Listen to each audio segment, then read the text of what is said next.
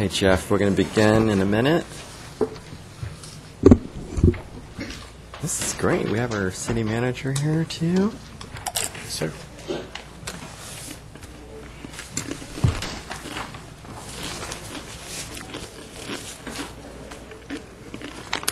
Let's call this meeting to order.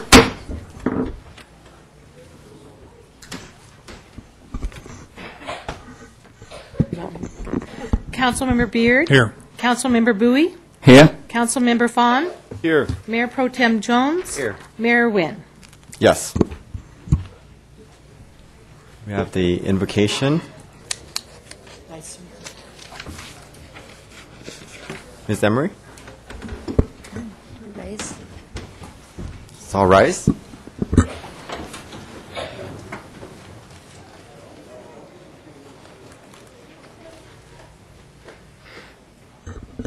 Dear God, we gather to make decisions for our community. May we use only our best skills and judgment, keeping ourselves impartial and neutral as we consider the merits and pitfalls of each matter that is placed before us, and always act in accordance with what is best for our community and our fellow citizens. Amen.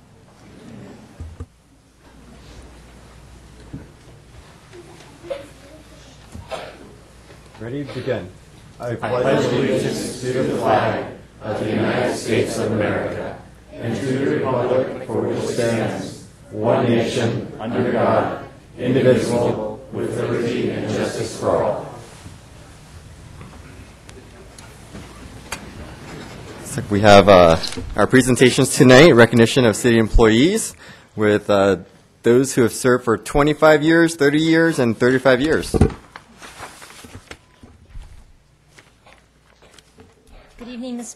Good evening, Mr. Mayor, members of the City Council. This evening, the Garden Grove City Council pays tribute to a distinguished group of individuals celebrating milestones with the City of Garden Grove, having dutifully served the community for 25, 30, and 35 years. Honorees who were unable to be here tonight, but are also being recognized, include Brad Spell, Brad DeVries, Manuel Flores, Scott Lowe, Richard Rounds, Michael Thompson, Robert Bowers, Robert Campbell, Daniel Clearwater, Chris Escobar, Jeff Hutchins, Jeff Nightingale, Michael Reynolds, Alan Cerna, James Tucker, Alejandro Valenzuela, Christopher Watzinger, Carl Whitney, Edwin Wilson, and TKU. The Council is pleased to welcome the following 25 to 35 year anniversary honorees here tonight and ask them to please come forward. Travis Whitman, Timothy Sawyer, Chris Lawton, James Holder, Thomas Dare, Guy Brown, Allison Mills, Naveen Maru, and Patricia Hayes.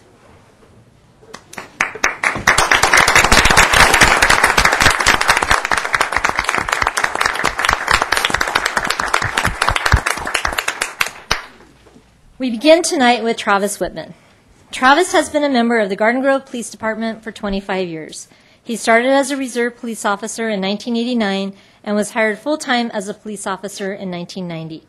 In 1996, Travis was honored as Officer of the Year by the Garden Grove Police Association. He was promoted to sergeant in 2002, where he supervised officers and community-related projects. In 2006, he was promoted to the position of police lieutenant and was responsible for the delivery of police service to the community. In 2011, he was promoted to the rank of captain and is now in charge of both the Administrative Services and the Support Services Bureau of the Police Department. The city honors Travis Whitman's excellence and commitment over the past 25 years.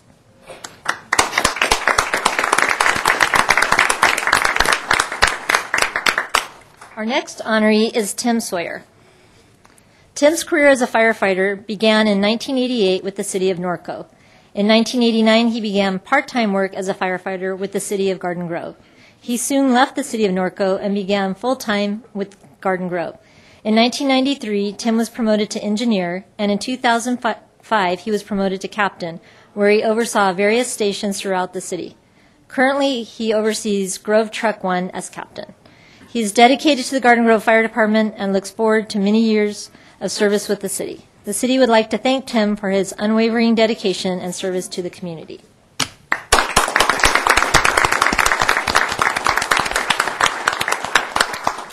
Our next honoree is Chris Lawton. It says Christopher, but I'm going to say Chris. In 1989, Chris was hired as a reserve police officer with the Garden Grove Police Department. In 1990, he became a full-time officer. He held various positions and responsibilities over the course of 9 years, including patrol officer, field training officer, and motor officer. In 2009, he was promoted to sergeant, where he worked in the Internal Affairs Unit and Criminal Intelligence Unit. Recently, he was promoted to lieutenant, serving as watch commander. He also serves as explorer advisor and is a member of the hostage negotiation team. The city recognizes Chris for his 25 years of exceptional service to the citizens of Garden Grove.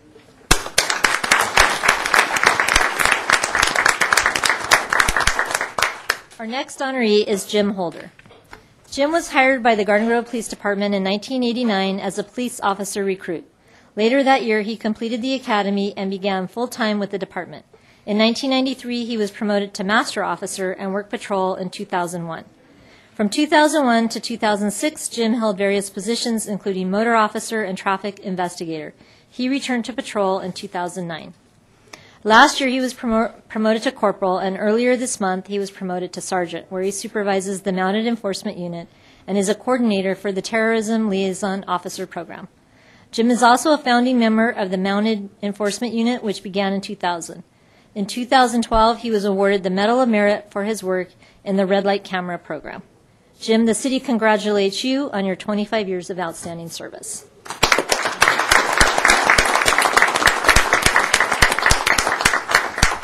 Our next 25-year honoree is Thomas Dare. In 1989, Tom was hired with the city as a part-time employee with the Public Works Department. In 1990, he became a police cadet with the Garden Grove Police Department. 2 years later, Tom was promoted to police officer and later assigned to the Gang Suppression Unit. In 2000, he received the Medal of Merit for his work in the Gang Suppression Unit. In 2004, he received the Medal of Courage for his work on the SWAT team. Earlier this month, Tom was promoted to lieutenant and assigned as watch commander. The city would also like to thank Tom for his abiding dedication and service of the past 25 years.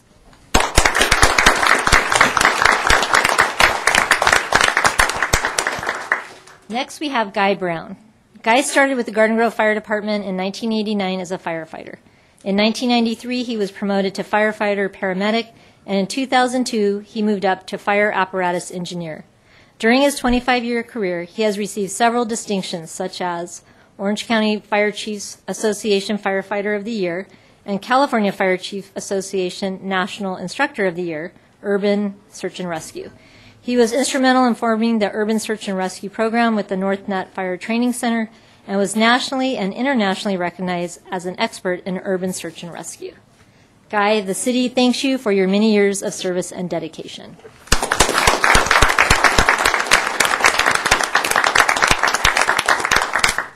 The next honoree we have is our first 30-year employee, Allison Mills.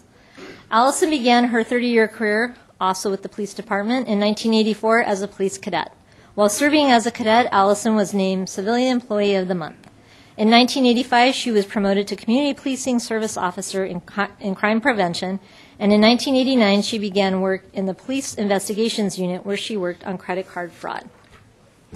In 1994, wanting to do real hard work, she became a code enforcement officer in the Community Development Department and later received the administrative analyst title, working in both community development and economic development. Several years later, she was promoted to senior project manager in neighborhood improvement, and in 2010, she was promoted to division manager. She later absorbed code enforcement in 2011. The city thanks Allison for her steadfast dedication to Garden Grove over the past 30 years.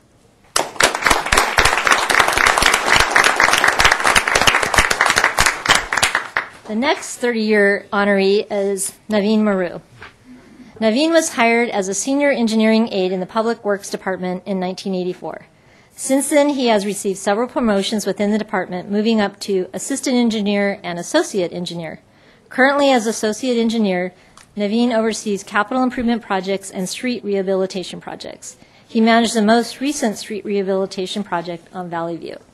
His job requires researching and obtaining outside funding via state, federal, and county governments to pay for these projects, so the city's general fund is not used. To date, he has completed over $30 million in storm drain installations and rehabilitation of a number of major streets throughout the city. Naveen, the city congratulates you for your 30 years of exceptional service to the community.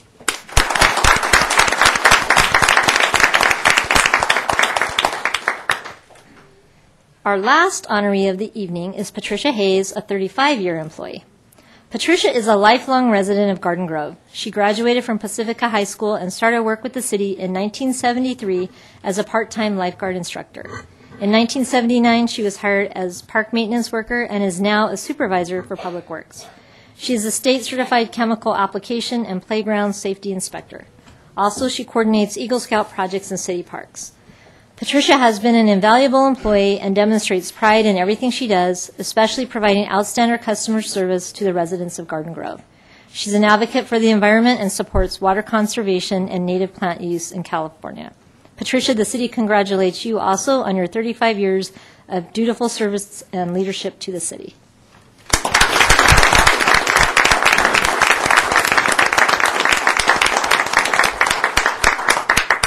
At this time, the mayor and city council would like to present each of these distinguished individuals with a memento and a certificate of recognition and appreciation for their many years of wonderful service to the city of Garden Grove. The city is proud of each of their milestone accomplishments and looks forward to many more years of success in their city careers. Thank you. Hey, now, start up.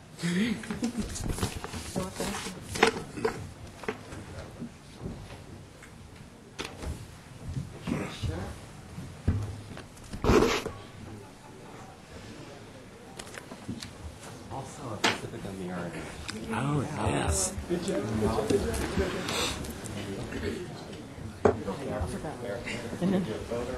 Yeah, when everybody's doing something good.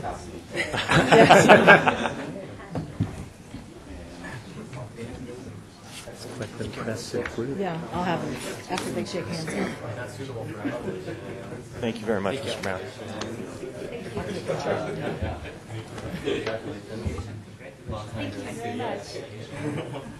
We're going to have to scoot so that the other Thank you, ones sir. can Thank come you very up. much.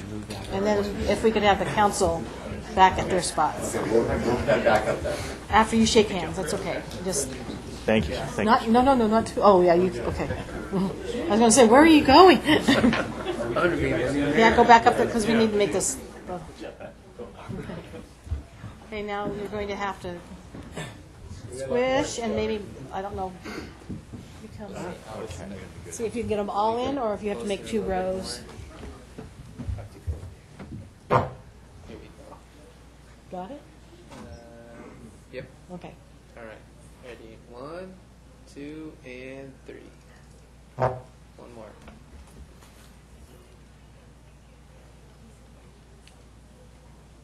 One, 2, and 3. Thank you. Thank you.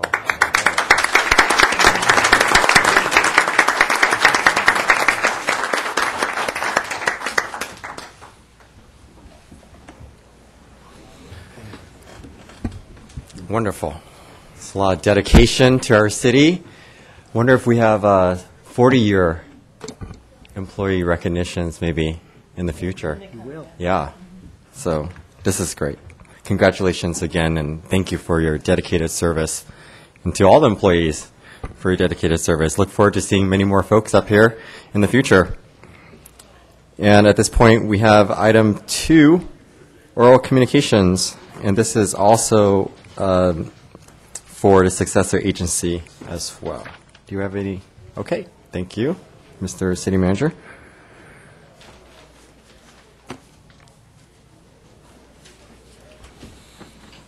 Raul Alvarez.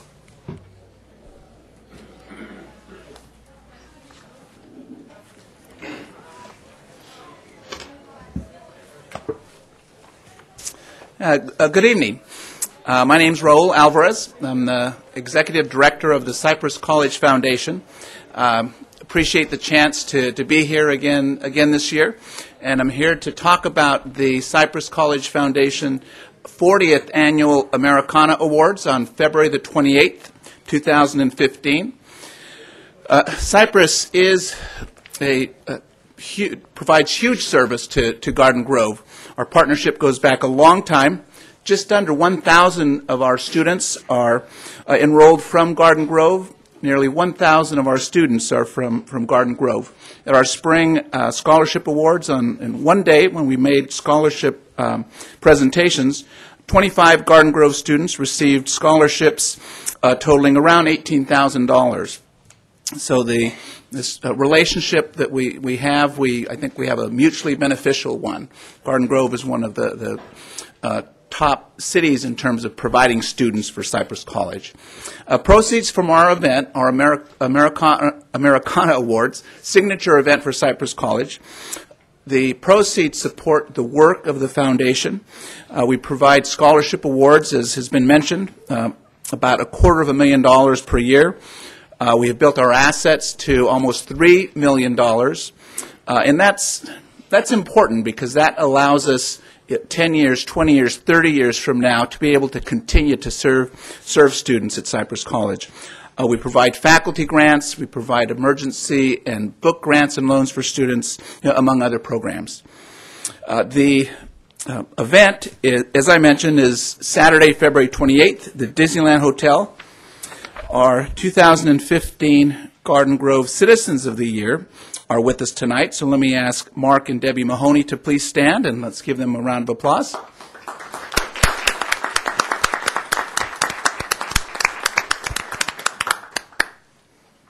The Citizens of the Year are selected by a local Americana committee made up of folks from Garden Grove. One of the members is Councilman Steve Jones. And there's something else I was going to mention about Councilman Jones. Oh, yes. Where'd you go to college? I went to Cypress College. Imagine that. In addition to our Citizens of the Year, we will be recognizing a Woman of the Year. And I'm hard-pressed to think of someone in Orange County who is more highly regarded than Sheriff Sandra Hutchins. And she is our Woman of the Year this year. And our distinguished business partner is Union Bank. We'll have a great evening is planned. As I mentioned, it's the signature event of Cypress College, and the cities have played a increasingly important role in that event. To tell you a little bit about the city role, I want to invite past president of the Cypress College Foundation, past chair of the Americana Awards, member of our steering committee, Phil Wendell. Phil? Gentlemen, thank you very much. My name is Phil Wendell. I've been on the foundation committee or the foundation board for about 25 years. And tacking on with what Raul just said, when I first came on, our entire asset allocation was $250,000. And now we're giving out $250,000 a year in grants and scholarships to kids. So it's very important. We want to be able to continue this thing and grow it until when we finally leave, it'll still be going and going strong. The city role, we're asking Garden Grove, if they would, to join the cities of Stanton, Cypress, La Palma, Seal Beach, and Anaheim in sponsoring a table, either at the foundation level or at the benefactors table level. Now, the foundation table is $3,500, and the benefactor is $2,500. That sounds like a lot of money, and it really is. But consider, though, with the number of students that you have over in Cypress College, if you do buy the founders table at the $3,500, you'll be spending $3.66 per student. And if you buy a benefactor's table, you'll be spending $2.61 per student, which is not a bad deal. That seems pretty reasonable, pretty fair to us. So think about that. The good news is that the last couple of years, we had the cities provide us with some large posters. A lot of staff work and time put into that thing. This year, we're going to change that a little bit. What we're going to do this year is we're going to give each city 2 pages in our brochure, in our book. And you can see it's a monster book. And we're going to have the first page, this side, with the old old Garden Grove, old pictures that you can find of your city back in 1966, 50 years ago, from when the college was first started, and then new pictures of Garden Grove, doing the old and the new, kind of a comparison throughout the years, because we've been around for a long time. So we'll provide that to you, and hope you'll be involved with that too. City baskets. In the past, cities have provided baskets of things that are of interest in the city of Garden Grove for bidding purposes. Perhaps even include a mayor's basket where you can have lunch with the mayor or perhaps the chief of police and do a ride around the city. You know best what your city does and how you want to present yourselves. And if you can help us out with that, we would be very, very appreciative. So So February 28th, it's the biggest, one of the bigger events in Orange County. It's a great fundraiser. We generally net about $125,000, and it's all for the kids. So thanks for your time and your interest, and thanks for you being a veteran, sir. I appreciate that very much. Thanks, sir. Okay. Thank you.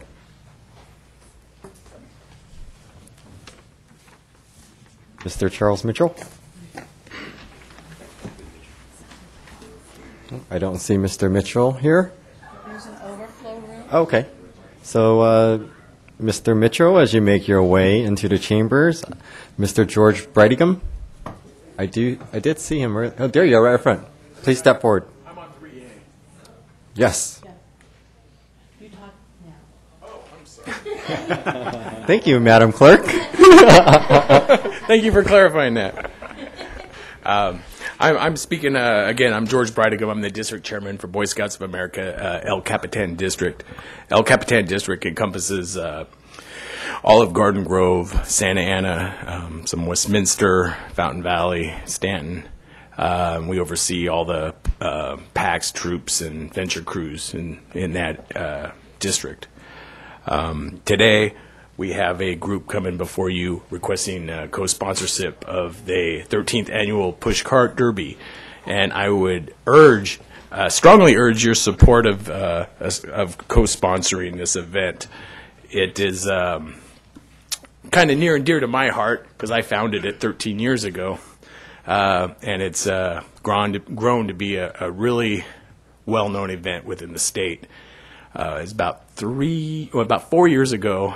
I was in San Francisco with the family. We're in a little restaurant, and the people next to us, I ended up contacting the gentleman there, and we briefly spoke, and where are you from? Garden Grove. Oh, that's where they do that push cart derby.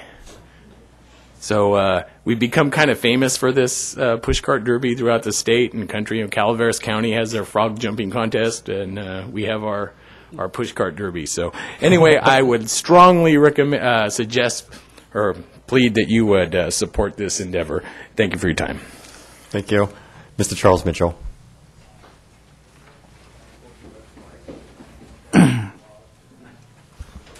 Good evening, Mr. Mayor, members of the council, and staff. Well, we have a new police chief. Chief Elgin will be watching for our public safety. He will be our new protector. Now, we could tick off a list of his accomplishments in the past, but it's better to look to the future. Bad times can occur in a matter of seconds.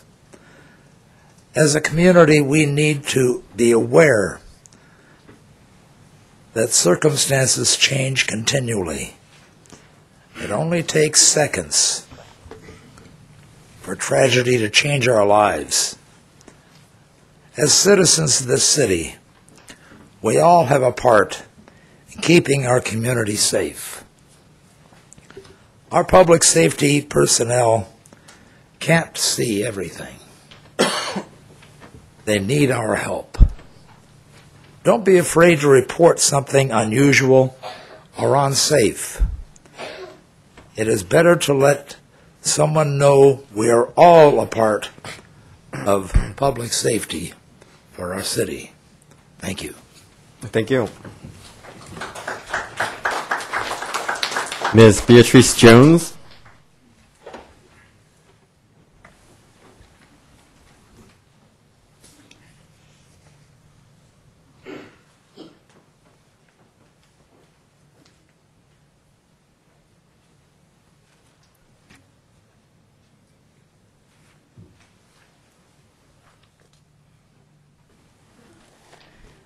Good evening, Mr. Mayor, City Council. I'm Beatrice Jones. I'm a 40-year resident of the city of Garden Grove, and I'm the owner of Sonone American African Flags, and if you're looking for your American African flag, I am your source. Congratulations to the new members on their recent election. And I'm here this evening because I just had to speak to you before February. I had occasion to meet our new mayor when I spoke to the school board, when was that? Last year, on the subject of Juneteenth, which I spoke to the council on also, so they're aware of that. But tonight I want to speak to and alert the council and the community to the approaching February Black History Month and its celebration throughout the nation, and specifically in Orange County. I had information this morning that said that we have continued our very positive support of this, because I hear that the mayor has indicated he will participate in our parade, which will have not only that, we will have for the first time in 35 years our bordering city, Anaheim, supporting it by having Princess Tiana in the parade as well. And if you were there to watch it, you might even see me as the Community Grand Marshal, along with some of my students, one of which I brought with me today, from my class of teaching Black history to Orange County. And I want to invite all of you personally. That's why I'm here, to personally invite you, since you've already been invited, and the community as well. And I want to make sure you know where you're going. So that will tell you where you're going. It's going to be Saturday, February the 7th, downtown Anaheim, between Lincoln and Broadway. 10 o'clock, the parade kicks off. We'd love to see you there, learn a little bit about African American history at that time. We'll have a children's area, and in that area we'll also have storytelling and a booth for our Black History group, for we can also teach you that. I want everyone to come out, and if you would like to learn a little bit about Black history, check us out on the web at www.Orange County Learning Black History. I thank you for your patience. Thank you. Ms. Verla Lambert.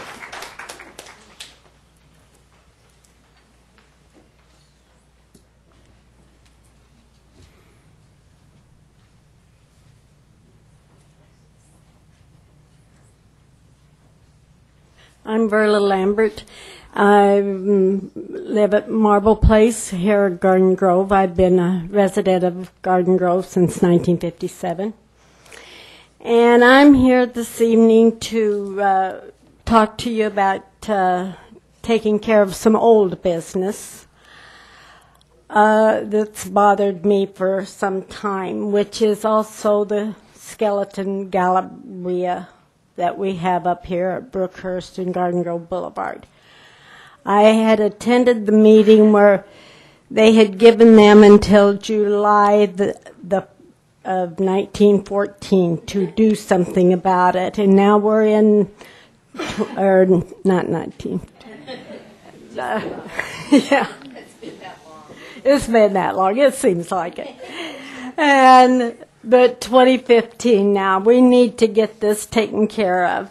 And just in case, since I've heard that sometimes the staff is very busy, and bins the papers may be lost, I did bring my stack if anybody wants to take it home tonight and get started, because your calendar is going to build up and get full very quickly of taking care of old business.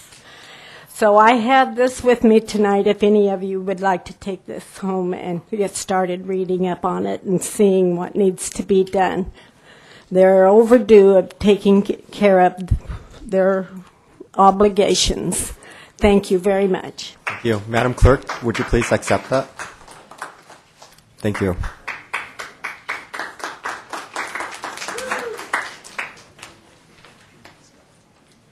Ms. Kendall Thorson and Mr. Rick Morris.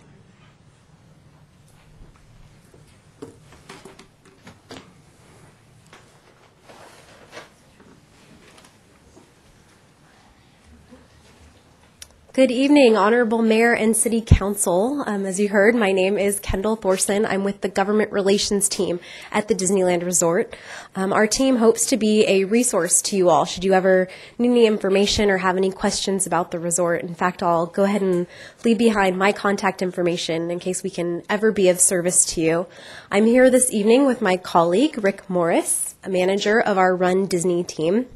The last time we appeared before you, it was to announce our Avengers Superhero Half Marathon Weekend, which took place with great success in November. And it was the first time one of our half marathon routes extended several miles into the city of Garden Grove. So now, as you are likely already aware, this weekend we will be launching our Star Wars Half Marathon Weekend, which doubles the distance in miles that our runners will venture into your fine city.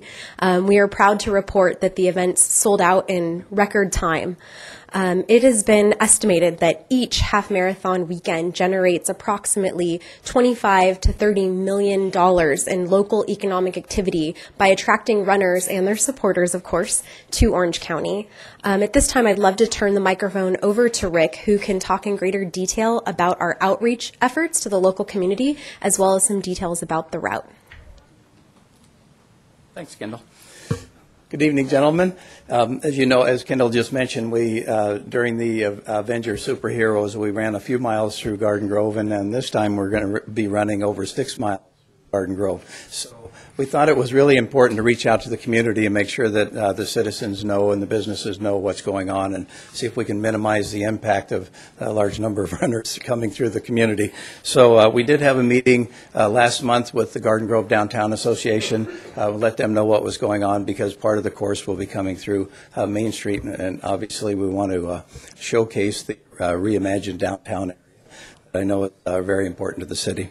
We briefed local businesses and hotels. We've reached out to a large number of the businesses and almost, I'm sure, every hotel. And we had a meeting this afternoon with the police department and the hotel association. So they should be up to speed on all the impacts for the resort. We distributed flyers based upon input from city staff. So we made sure we got a hold of as many residents as we could to let them know of the impacts of the road closures this weekend on Sunday. Give you a couple of details on the route. I'm going to look at my map here and make sure I get this correct. The route begins at Disneyland, and we run a few miles through Disneyland. We enter Garden Grove on Harbor Boulevard coming south. We at about the 5 mile mark at 5:48 on Sunday morning. Be the first wheelchair should come through that intersection. And we come down Harbor Boulevard to Garden Grove, and then we make our way over to Main Street downtown. And that road closure along Garden Grove Boulevard, we'll see the first wheelchairs come through there at 5:57.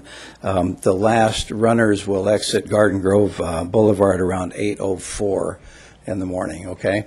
And then we make our way back to Main Street and to Euclid, up Euclid to Chapman, and Chapman eastbound to Harbor, and then we'll exit Garden Grove at 9:21 in the morning on Sunday morning.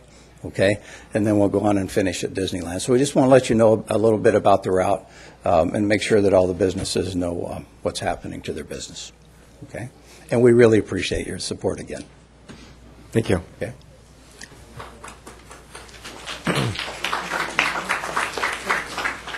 Oh, perfect.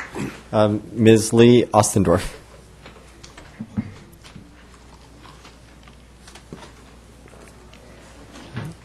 And there will be no farmers market this Sunday due to the Disneyland Resort Star Wars Half Marathon Weekend. Ms. Lee Ostendorf. So I was in the peanut gallery, and the sound is good, though. Honorable Mayor and members of the City Council, I run the Garden Grove Farmers Market, and I am here tonight to request fee waivers. However, on the agenda, it is not the correct amount. What I'm asking for is a total of $1,488, which represents a $50 application fee, and 21 vendors at $68.50 for a business license per vendor. So the $5,300 does not represent what I'm asking for. And I will be in the audience if you have any questions. We've been operating for quite a few years now, and we really need your support to continue. Thank you. How many vendors do you have right now? 21. 21. Do you have any plans on expanding that? I mean, We're really trying. It's been very difficult with since I've been there, we've lost, either businesses have changed hands or gone out of business, about 20 in just that little block. So it's been real difficult. We've had a lot of positive things going on, though, too, with some new owners. Kay's Kitchen's doing really well with Jim, and he really, I know, appreciates us being there on Sunday, helps his business a lot. And I'm working with the Downtown Association to do some other events together to showcase the farmers market and to work with them to bring more business downtown. At what point did you have the most amount of vendors, and how many vendors were that? When I first opened, I'm going to have to guess, but I would say about 50. Okay. And I do 7 other markets a week, and most of them have 60 vendors and are very and do well. But it's just been a struggle here. I don't know about my colleagues, but I'm just a little surprised. I mean, we're considering a fee waiver, and there aren't more folks stepping forward to be vendors on Main Street for our farmers market. The food is fresh and delicious. I've been through it. Just curious. So hopefully, it'll continue with some more vendors. Mm-hmm. We're working on it. We're coming into spring and summer, and that's when we have our most participation. Yeah, we're lucky to be in Southern California. Mm-hmm. Where Absolutely. we can have the farmers market year round. Thank you. Absolutely. Thank you. Margie England, Ms. Margie England.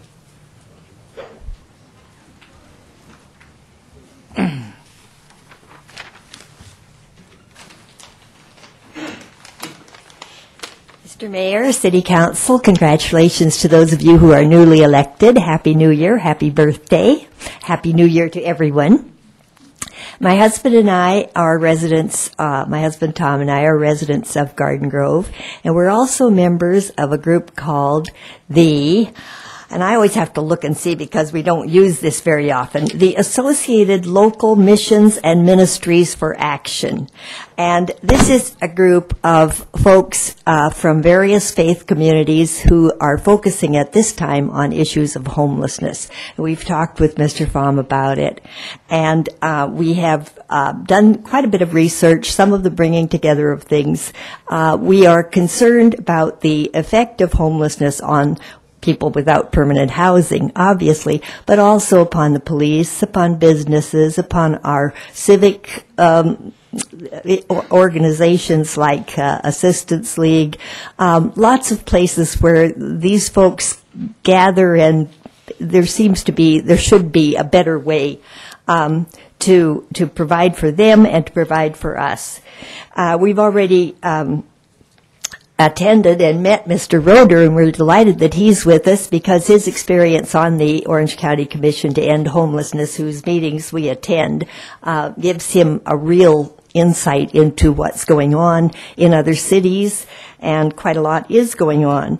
And his experience will be of great help to you. So my purpose tonight is simply to say, when you are approaching this factor in your city's list of things that need to be done, you already have a small group of active citizens who are very willing to help you and eager to work with you to work both for the people who need housing and also for all the rest of the community. Thank you so much.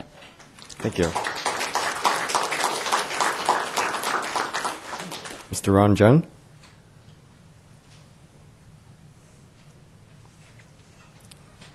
Okay, if you're in the other room, please make your way. Okay, please. Okay, you're fast.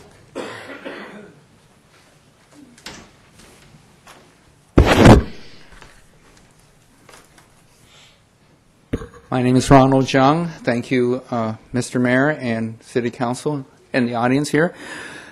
I represent an organization called Young Rembrandts. It is a after-school program, especially for the elementary school. So let me kind of give you a little background.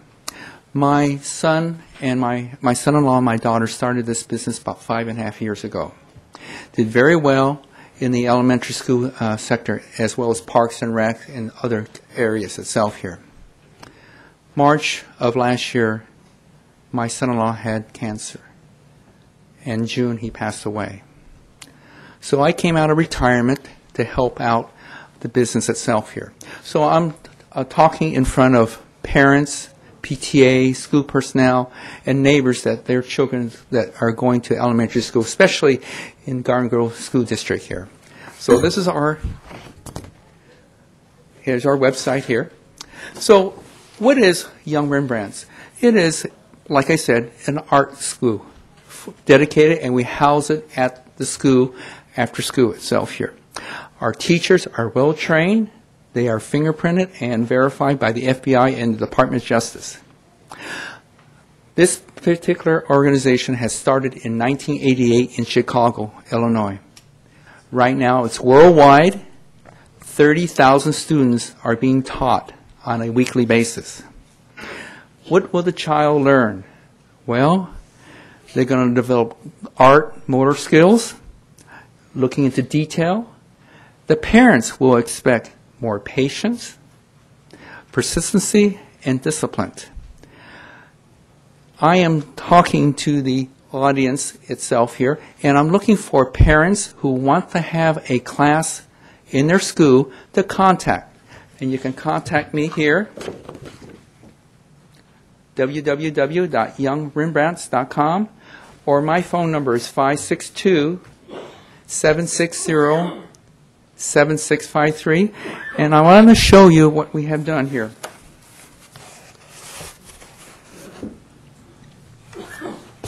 These are the sample drawings. These are the sample drawings that the students will draw for 1 hour, each drawing, and these are drawings that will be done currently and also in the past we have done here. Thank you for your time. Thank you, Mr. Jung.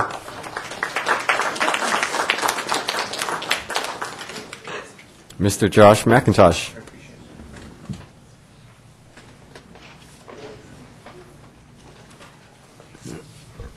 Good evening, Mayor, Council, members of the community, and Mr. Roeder. Welcome. It's good to see you there. Thank you. I have a few items I'd like to speak with you guys about tonight. First off, I want to support Lee Ostendorf and her request for the farmers market fee waiver. Our farmers market is struggling. It's not as strong as others in other cities, and anything that we can do to help, if it's just we're not going to charge you, bring in artists, focus all you can on bringing in more booths and improving it would be a great blessing. Right now, it's nowhere near where it should be. Sorry, Lee. I used to DJ the dang thing every Sunday. It was a lot of fun. I know members of our community that I see there every Sunday. It may not be the biggest or the best, but it's ours. And we should be doing everything we can to make it better. So I'd appreciate it if you guys would work with Lee. If people in our community would come forward, and possibly our crafters and people that do things, our artists like the Rembrandts, maybe they want to get a booth out there, the Young Rembrandts, I don't know. But it's what we've got, so let's work with it. Let's make it better. Okay, second. This is in regards to agenda item 2A on tonight's agenda. Property at 12361 Chapman Avenue. This is adjacent to the Hyatt Hotel, where my first tax-paying job was at. And I don't know why we own this. I'm not sure why we purchased what was formerly Pepper's nightclub. Why on earth did Garden Grove buy Pepper's? That was the only place you could legally dance in Garden Grove. And the city bought it and turned it into like a conference room that no one uses. And now it sits vacant. And we're going to be addressing that tonight. That and another property at 13502 Lanning Street.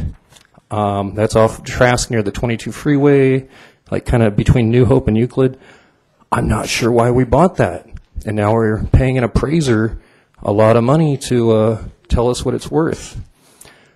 I hate consultants. I hate paying a consultant to do something the average person can do. I don't know. I'd gladly appraise that place for you, or have somebody do it really, really cheap. We're going to spend, I think, $15,000 on that tonight.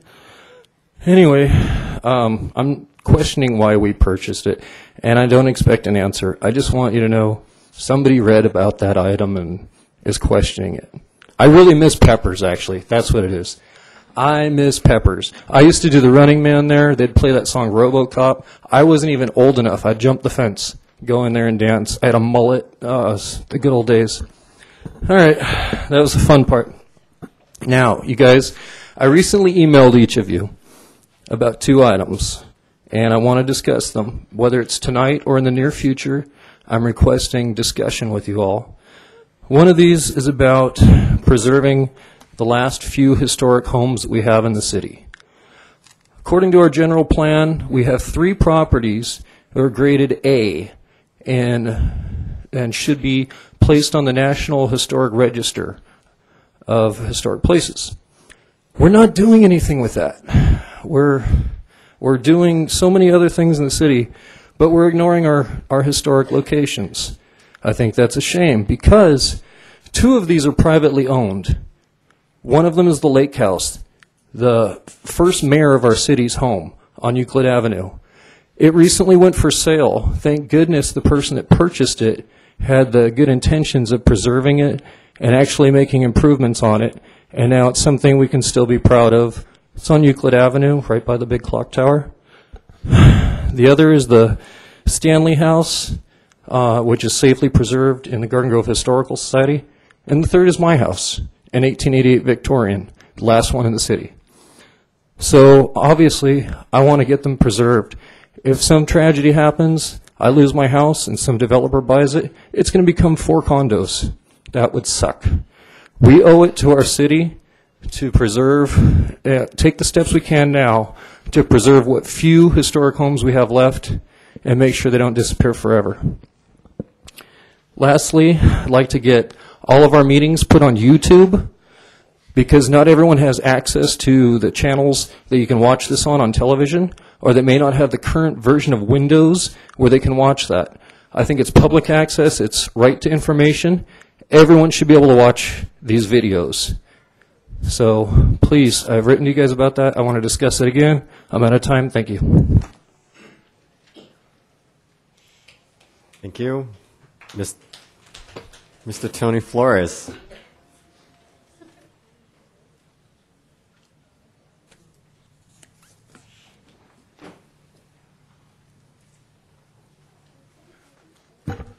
Good evening. My name is Tony Flores.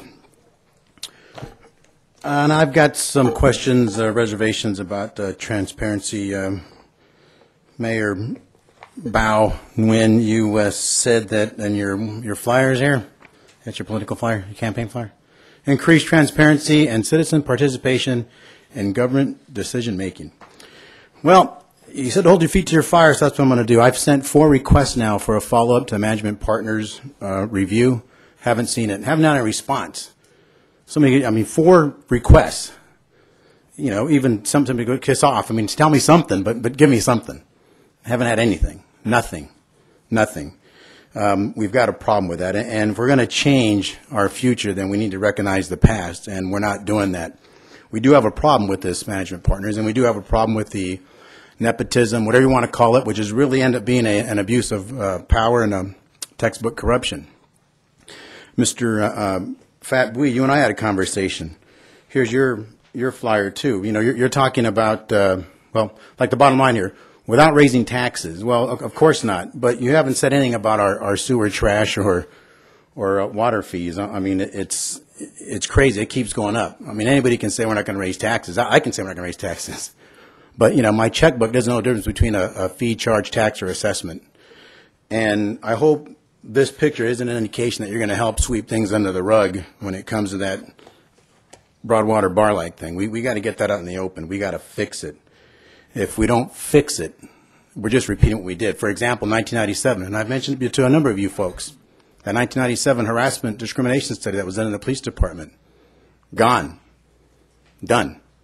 And that's what's going to happen with this thing, it looks like.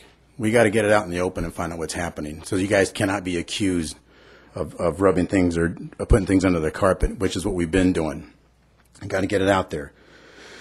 And as we move into that, talking about the past, a lot of you folks didn't say squat when Mr. Andrew Doe sat on our city council and lived in Santa Ana.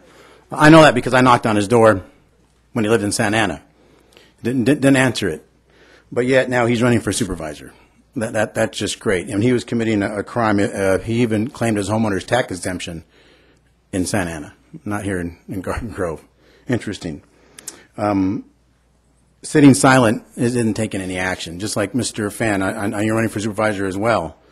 But during this whole Barlag Broadwater process, you could have been a lot stronger, and you were not. Very disappointing. And now you're running for council. Going to leave us. You have a chance. I'm sure you'll do well if you keep being a politician, and you can't be doing that. So in any case, I hope that you folks will answer my questions, my 4 emails that I've sent to you folks, and do something about that. Are you not texting again, are you, Mr. Jones? You're not texting, are you? Okay. That'd be a shame. I mean, you know, you want to be like a spoiled, self-centered kid while adults are talking. You don't want to put yourself in that position. Thanks for not texting while I'm speaking. In any case, let's go ahead and make sure that we do what we need to do. You folks will be hearing from me, whether you like it or not. Just like whether I like it or not, you're on the council. I'm a citizen, and I'm going to keep being a citizen. And with that, I'm going to be supporting Lou Correa for Orange County Supervisor, and I'm advising my friends and neighbors to do the same. Good evening. Mr. Craig Durfee.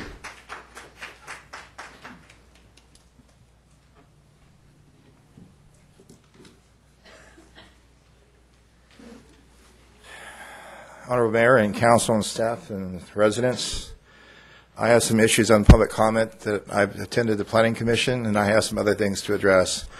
I'd ask to put on the agenda the steel structure that has been in the news in the Channel 7. It's been vacant for some time, and I hear, without putting words in staff, in my interpretation, it's in a limbo situation. I'll leave it that way. And I'd ask to be put on the agenda for discussion to move, either tear it down or find somebody that's going to finish it. If you're going to put a beautiful project, Parker's Triangle, you don't want that hanging around looking across the street.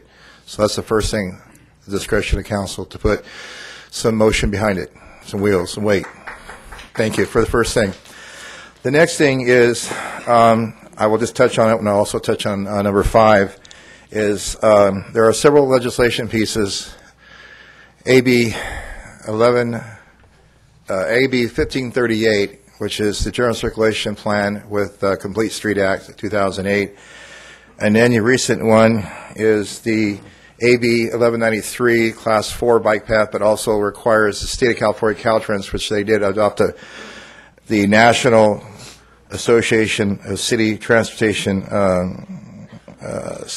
Officials, the document here that transpires our mode of transportation.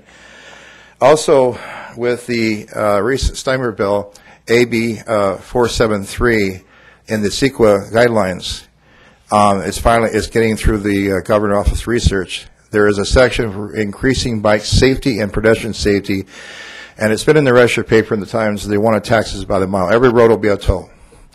So I think the city, with the funds that are available out there, like Michelle Martinez, $3 million, I think we're losing the boat. If we're going to catch the tide going out with the ship, we got to have some brains and some grant writers like La Harbor did to get their PA right-of-way going, millions of dollars. We can't sit behind the 8 ball with legislation that's sitting right in front of us, and you know, if we want Main Street to be successful, we want our transportation to be our premium consideration with business and housing growth. We can't have two opposite directions. So I'm asking the council to put on the agenda and adopt the urban design, street design standards. It goes with the manual uniform traffic control state engineer standards. I also would want to put AB 1183, which I know the audience will hear, but they don't understand yet. You can go from $1 to $5, 2/3 a vote of the citizens, to maintain your infrastructure for your trails and walking and your sidewalks. As you know, a former school board member, I have the interest and support of George that increasing walking to school within 2 miles is what most residents and students go. You increase test scores. Garden Grove, since I raised here in '56, is a bedroom community without sidewalks. Therefore, our limitation as resources for our city, if the residents want to improve the health and the shopping close by, we got to have some form of internal revenue. It's just like with the AB 2766, where the residents of all California are charged $10 on their DMV for bicycle racks that the city can put in for free. So I think that you go from $1 to $5, taking a survey, I'd ask to put on the agenda and ask the residents, do they want to pay $1 or they want to pay $5, and it has also a 5% or 9% administration fee in there, so you don't have to be eating that up, and see if we can't deal with over by Home Depot, and sidewalks are like this, and we're striping for our crosswalks is deplorable. I talked to the Traffic Commission and demonstrated that. I think we have transportation gridlocks here, and it's up to our city to be ahead of the game. And I know that the Honorable Stu Jones was there at OCTA, and I got the ears and attention. So I think if we're going to also, if any of the council member wish to do this, this is what the governor's office uses, is changelab.org. You punch in this document, making a place for bicycles. Urban design standards. Right now, you as a city can make the bike parking ordinance closer than 200 feet. That's another thing that needs to be on the agenda. We have work to do. If we're going to make downtown Main Street a viable place and this Methodist church project, and we have Christmas events and there's no parking, we got to have a master plan. We have the church and we have the college that's vacant. We could have kiosks, just like Westminster City Hall has a kiosk, and they rent the parking at night for the colleges. We need to think innovatively, because when that Burker's Triangle goes in, we've already had a fatality. And OCTA is having a meeting next week about fatalities with chiefs and all the engineers. We need to think about Garden Grove. And I need all these on the agenda, and I've applied for a traffic commission, so if you wish to have me, I'm available. Thank you. Thank you. Ms. Maureen Blackman.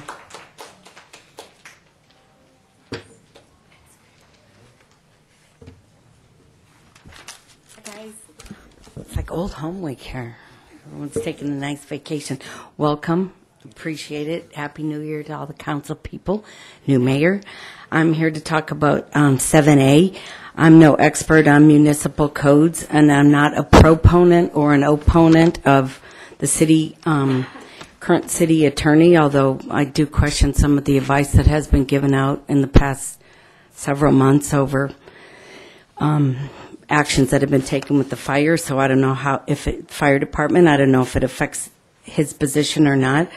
But it's my understanding that this municipal code gives newly elected city council people 120 days for a cooling off period before they can replace the city attorney. And the regulation to me seems rather reasonable, because it provides time for everybody to kind of come up to speed and maybe not be very reactionary, which I have a tendency to be myself. But it would also change things so that for the future, this isn't just a one-shot deal with the new city, with our current city attorney, but it would be forever. Unless, if the city attorney is doing something illegal, then I say we have remedies for that. But in the meantime, I would suggest keeping the codes in place and do some thoughtful deliberation before we make any changes. So I am against removing that cooling off period. Farmers market, the produce could be better. I have a lot of ideas for that one. I didn't know it was coming up, but I go to the Irvine Farmers Market, and if you check the farm stands that are very busy, which is the organic Asian, you can't even get to the peanut counter because they're so busy. So there are other areas. I think we all have areas that we could work on that one.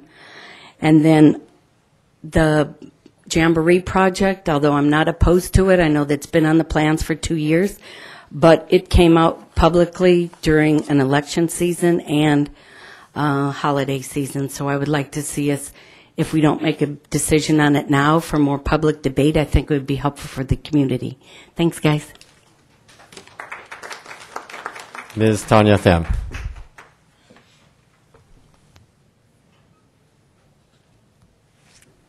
Good evening, Mr. Mayor and council members. Happy New Year's and congratulations to you and Mr. Pham Bui. My name is Tanya Pham. I am a Vice President of Development for the Association of U.S. Army. This is the national nonprofit professional association that support all aspects of the national security and the advance of the interests of military personnel and their families. The Greater Los Angeles chapter, which serve 4 counties, Los Angeles, Orange County, Riverside, and San Bernardino.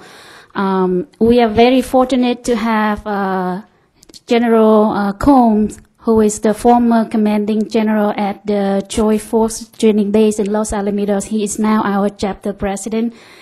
And my job is, as the Vice President of Development, one of the key things I do is developing new programs that raise funds so we can support more. And this is one of the programs that I just put together, started in November, and this is the 3rd month. Is being held at the 7-Eleven gas station, Magnolia and Edinger, on the Saturday 24. If your schedule allow you to come out, we would love to have you come out. General Combs is going to be out there again. And yesterday I received a phone call from the Congressman Alan Lowenthal, say that he's going to come out there, be out there and support us, and also the City of Westminster mayor and council member and other dignitary and community leaders going to be out there supporting us too. So I appreciate your, if you can come out. Oh, so the congressman is going to wash my car? I'm kidding. Thank you. Thank you. So 2B is an opportunity for us to respond to any of the public comments. Would any of my colleagues like to respond and contribute? I know I would like to say a few things. First of all, to Mr. Flores, you know, the email chain that he began was actually to the former council and the former mayor, and I did get caught up on that. And the question is, let me say here, has there been any further follow-up on the management partners report? And there hasn't been any. So that's what I know. So that's your answer, Mr. Flores. Thank you for holding my feet to the fire and encouraging transparency in our city. That's really important to me, and I'm glad folks are taking it seriously. For the comments on the steel structure, the Galleria, is it also known as the Lotus Plaza? You know, I definitely agree, and this is, you know, something that we've heard from many folks throughout the city over many years. And my opinion is it needs to come down or it needs to be built. The thing is, we've heard from so many people that the city is taking its time and giving them a little, you know, extra time. Too much time has gone by. It's time to take it down or to build it. And I think that we have, as a city, tools to make sure that we can possibly fine folks, or I know I had a conversation with Mr. Roeder, our interim city manager, and we have tools at hand that we can use to make sure that this structure is either built or taken down. So I definitely support that, and I know many citizens in Garden Grove support that as well. So I hope that staff will receive direction from the council on this matter. If we need to agendize that, please do. And for item 7A, which is something that I did agendize regarding the 2 municipal codes. And I want to be very clear that these codes do not pertain to hiring a new city attorney.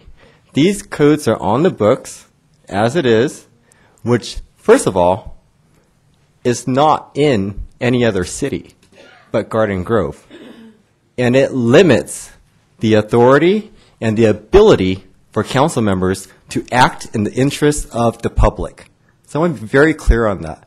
So the removal of these codes will allow the council to move forward, to act in a way that will be in the best interest of the public. So, again, those codes aren't in any other cities but Garden Grove. Also, if we do consider going out and looking for another city attorney,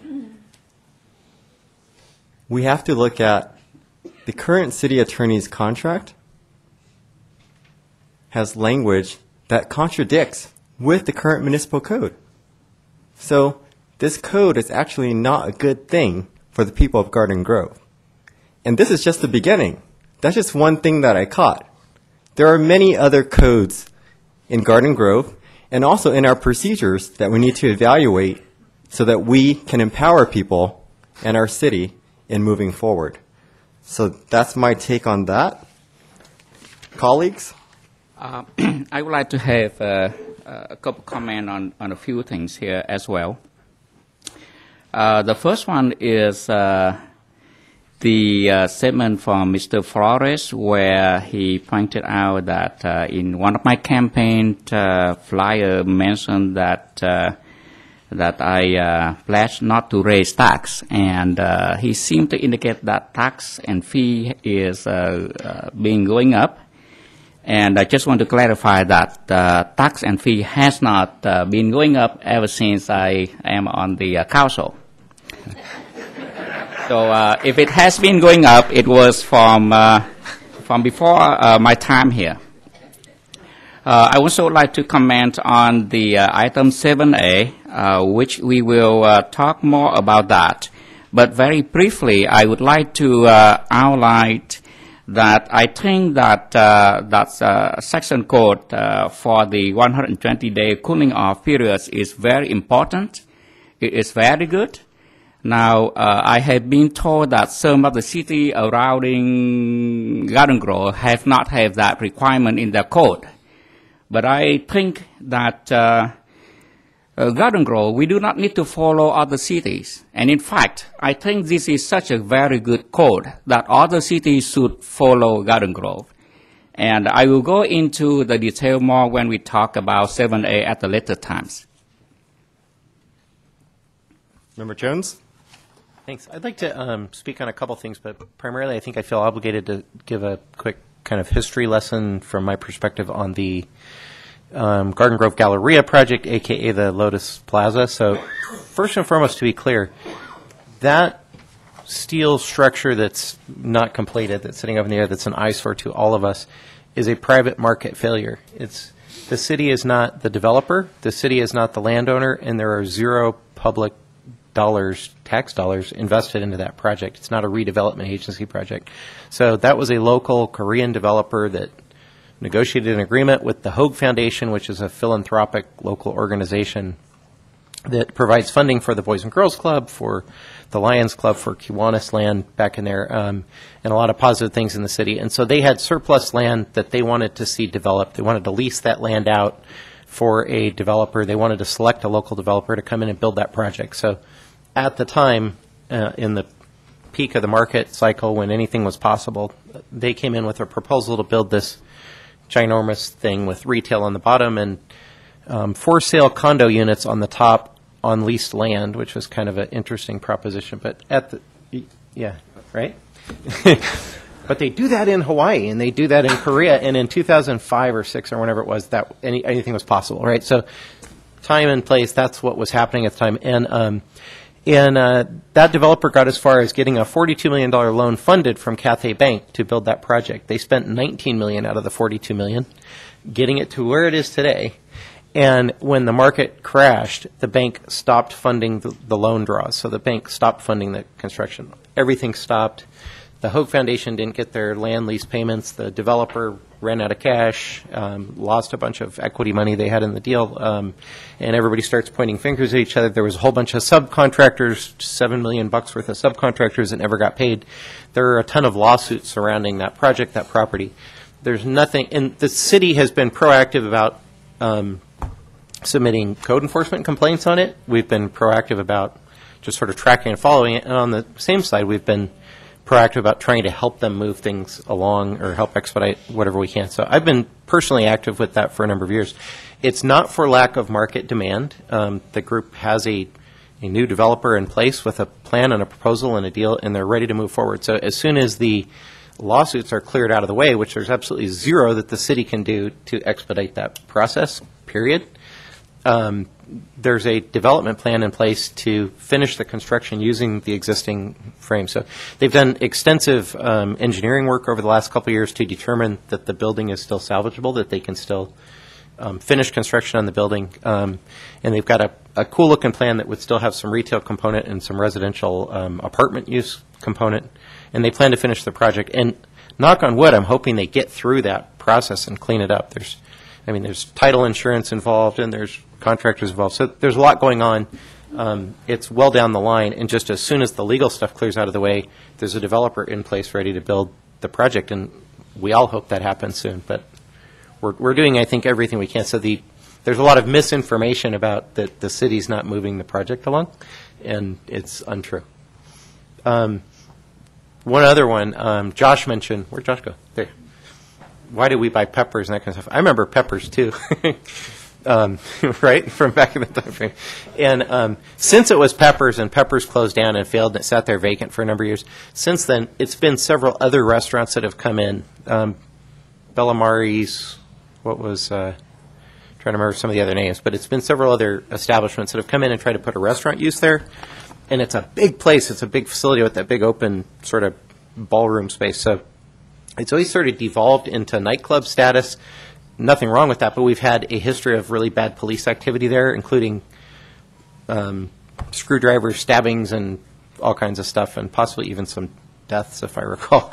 And at one point, the redevelopment agency tried to jump in and take control of that property just to kind of clean it up and control where it would go to next.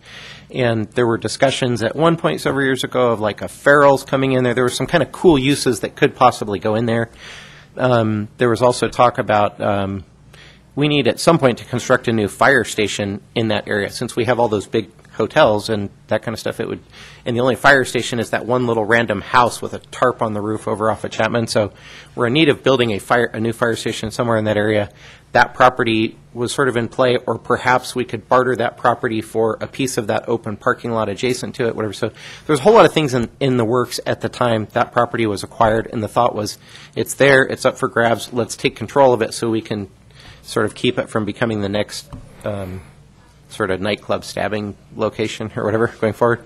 And there it sits, and then redevelopment got abolished and whatever, and so there's sort of a plan to move it through, but it is what it is as things go.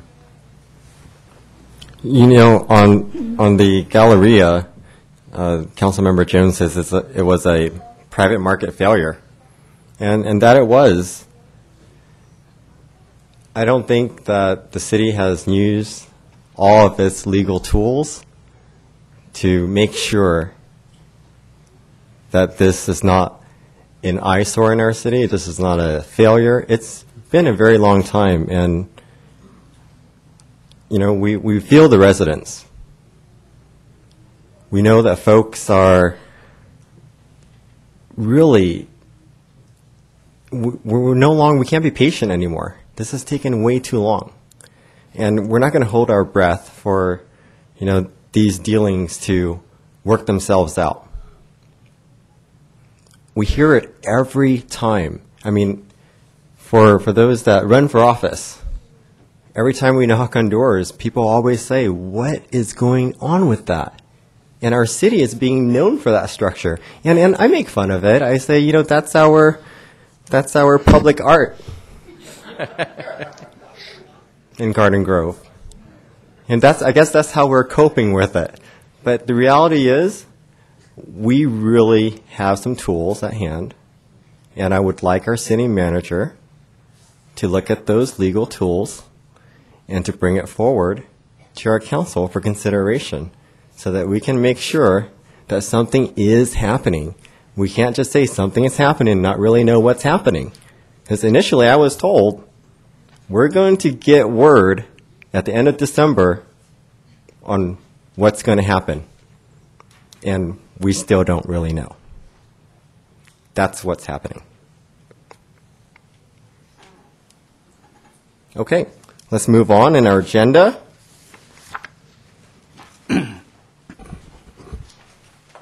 Written communications, item 3A.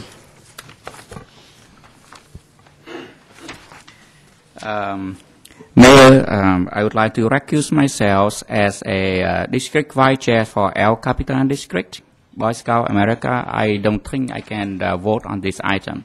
Thank you. Well, let me ask the question, City Attorney. I'm also vice chairman of the El Capitan Boy Scout District. I have no financial interest in this per se. Is there a conflict, a potential conflict? It's my recommendation that if you hold that position with the organization, that you not participate. Okay, in this then I'll particular recuse vote. myself as well. Anyone else? We have to have a quorum. And I'll make a motion to approve. And I'll gladly second. All right.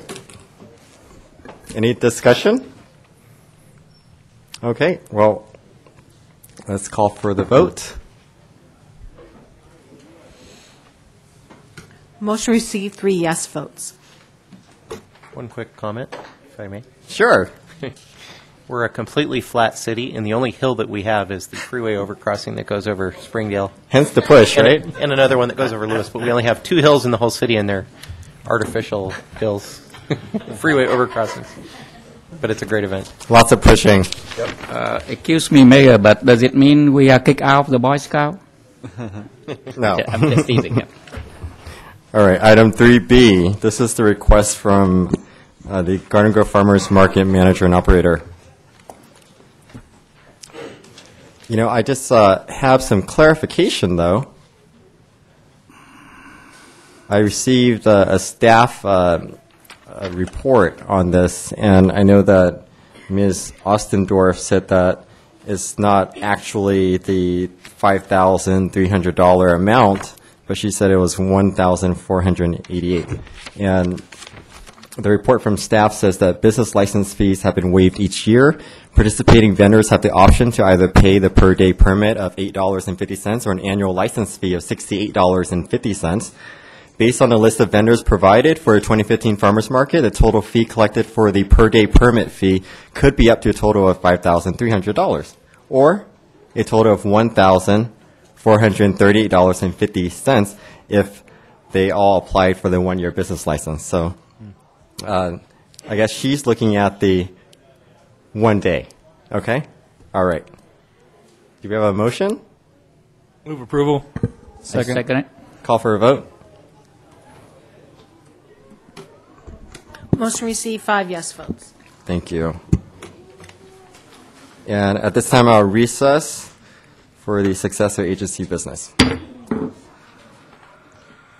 Thank you, Mr. Mayor. I'll call the January 13th meeting of the Successor Agency to order. Madam Clerk, would you like to call roll? Member Bowie? Here. Member Nguyen? Yes. Member Fawn? Here. Vice Chair Beard? Here. Chair Jones? Here. We already did oral communication simultaneous with City Council, so we'll move to consent items. Adoption of the resolution approving the appraisals, and approval of the warrants. Move the consent items.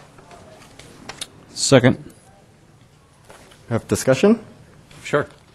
Okay.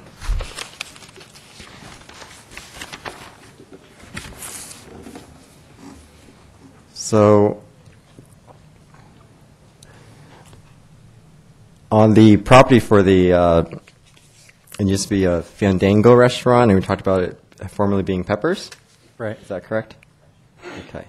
So, is this the property, the only property that is, that already has an agreement in place for something to happen to it?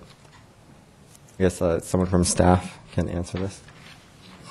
The property, the group of properties that have an agreement are the residential lots that face Trask Avenue, being in the report, it would be number 2, 13502 Lang Street, 13501 Barnett Way, and 13502 Barnett Way. And those were brought before the board earlier in the year, on June 10th.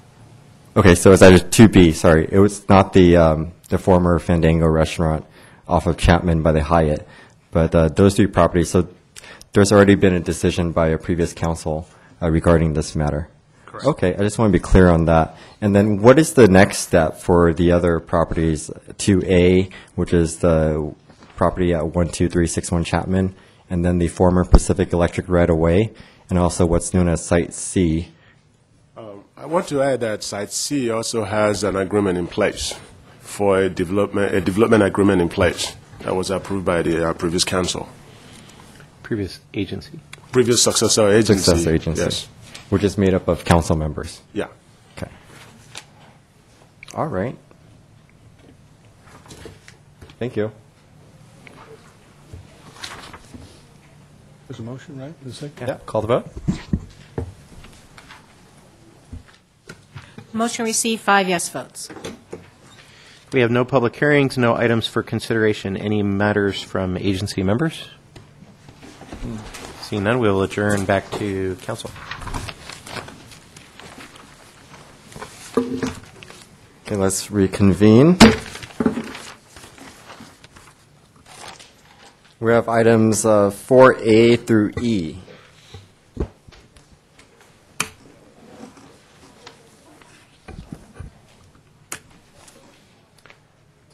Move the balance. Do we have a second? Second. Any discussion? Let's call for a vote. Motion received, 5 yes votes. And at this time, we'll have our public hearing on item 5A. Staff? Good evening, Mr. Mayor and members of the City Council. Tonight you have an application before you for a new affordable housing project, which is proposed by Jamboree Housing Corporation. In a few moments, Maria Parra, who's the case planner, will present a project overview and walk you through the required actions. However, before that, I'd like to briefly share some background information regarding affordable housing requirements. As you know, the city has a general plan which provides policy direction and long-term vision for the community. The housing element is one section of the general plan, and it is the element that is most frequently reviewed and evaluated by the City Council due to state-required updates every 5 years. In the housing element, the city is required to address numerical goals for new construction for affordable housing, which are set by the state of California. The state develops the numbers of new housing based upon the needs of each community.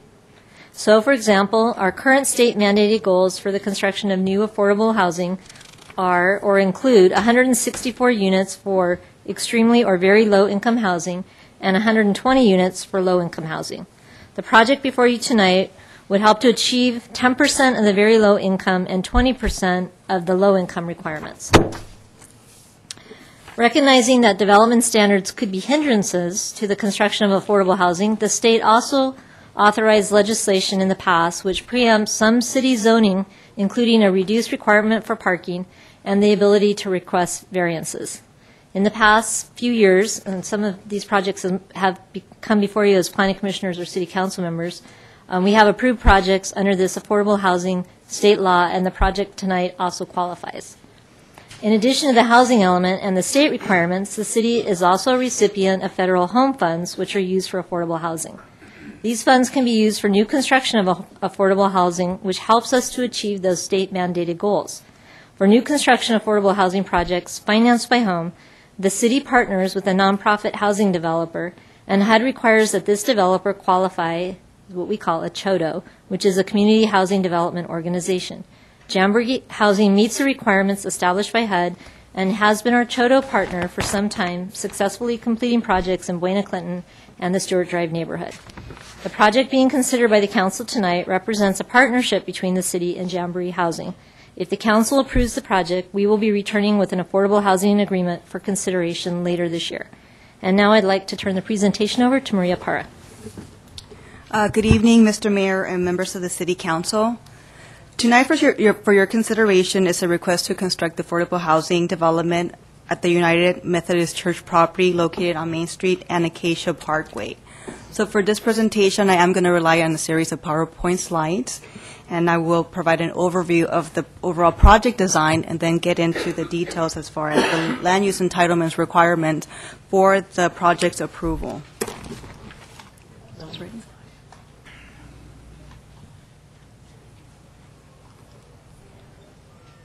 It's on our screen now. Is it? Okay, again. But, oh, there it goes. Yeah. That one's, well, that's the TV. Okay. Is it being broadcasted too? Okay, great. Yeah, look at Thank you. All right, thank you. So the first slide is an aerial view of the project site. So the site is outlined in yellow. So it consists of two parcels. One is the main church parcel and a vacant parcel. So the total lot area is 5.2 acres. So the main church property is currently developed with a 700-seat sanctuary, an 80-seat chapel, a two-story administrative building, a single-story community hall, and 3 classroom buildings. 2 of the buildings are occupied by the schools, by the churches operated preschool, as well as the Head Start building. So the site is currently accessed from 2 driveways on Main Street and 2 driveways on Acacia Parkway. The site provides a total of 192 parking spaces that are distributed within 2 parking areas. The eastern parking lot has a total of 118 parking spaces, and the southwest parking lot has a total of 74 parking spaces.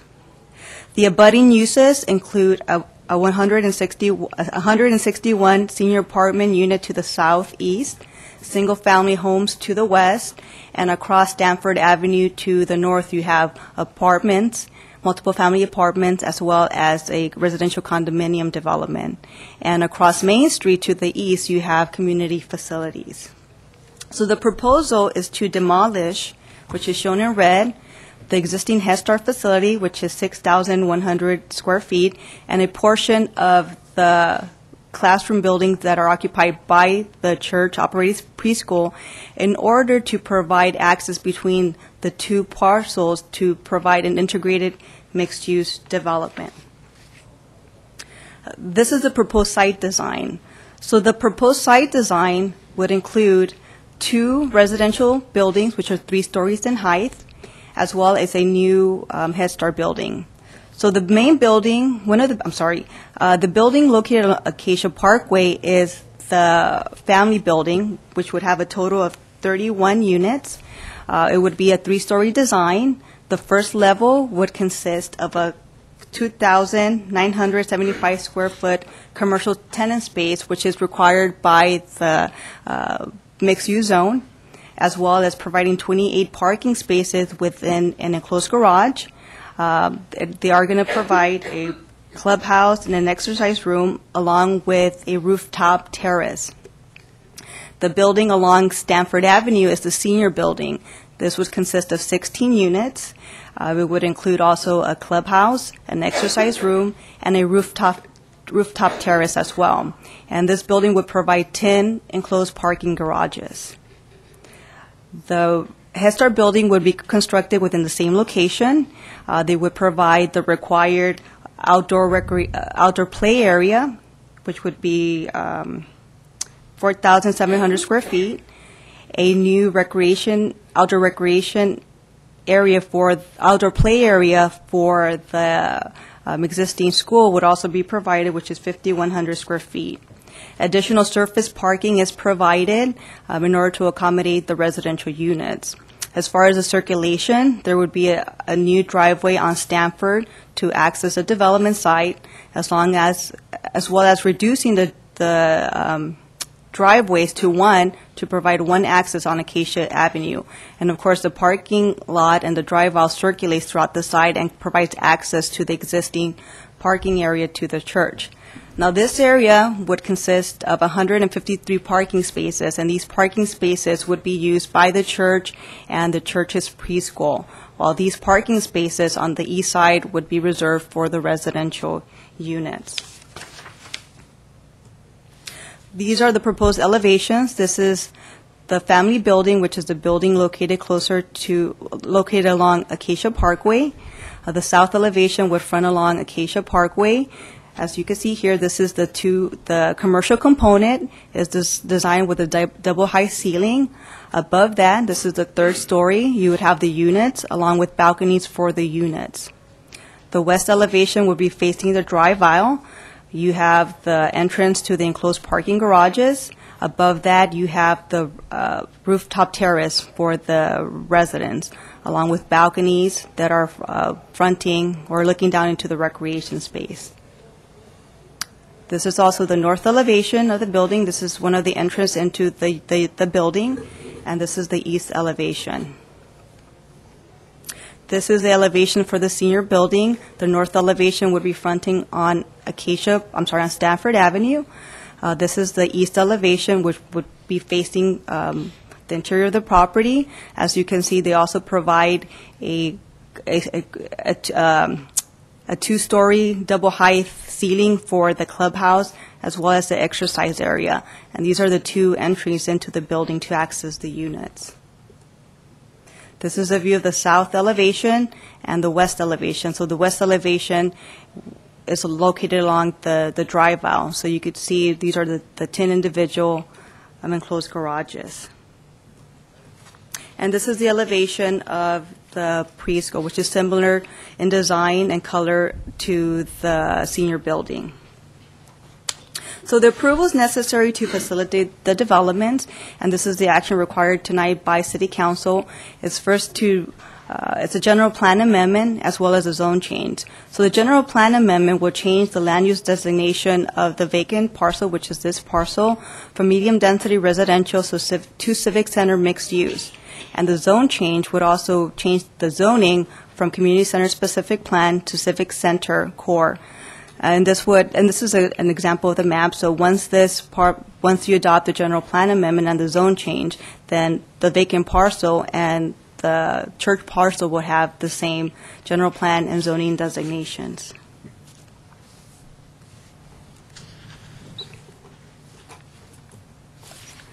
These are an overview of the entitlements that were approved by the Planning Commission, and these are contingent upon the City Council approving the general plan amendment and the zone change. So the first is the site plan that allowed the construction of the two residential buildings and the Head Start building, along with all the necessary improvements.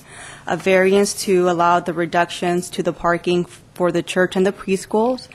A conditional use permit to allow the continued operation of the church and the preschool, a lot line adjustment to adjust the southern property line of the vacant parcel, along with 3 concessions which are allowed by the state affordable housing law. And one is to reconfigure the recreation area for the units to allow for different distribution that would accommodate the needs of the residents, to reduce the size of the balconies for 14 of the units, as well as to allow a reduction to the floor area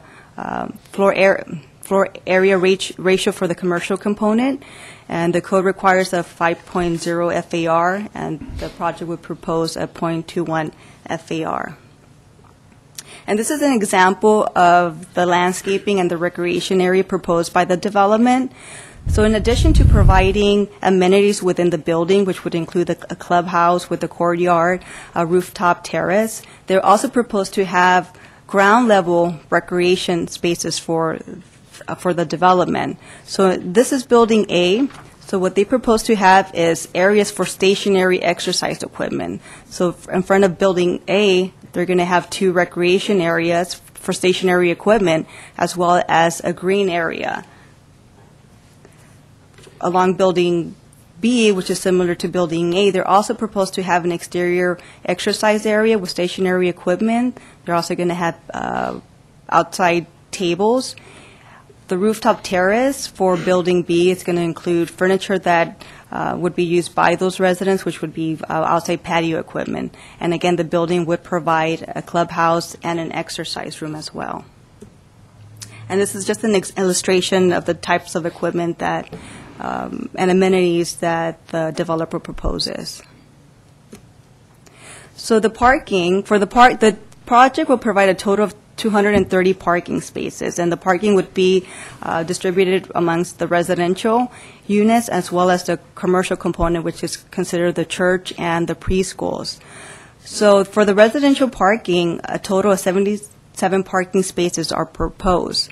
74 parking spaces would be reserved for the residents, and this project, being an affordable housing project, has been parked per the state law's requirement for parking.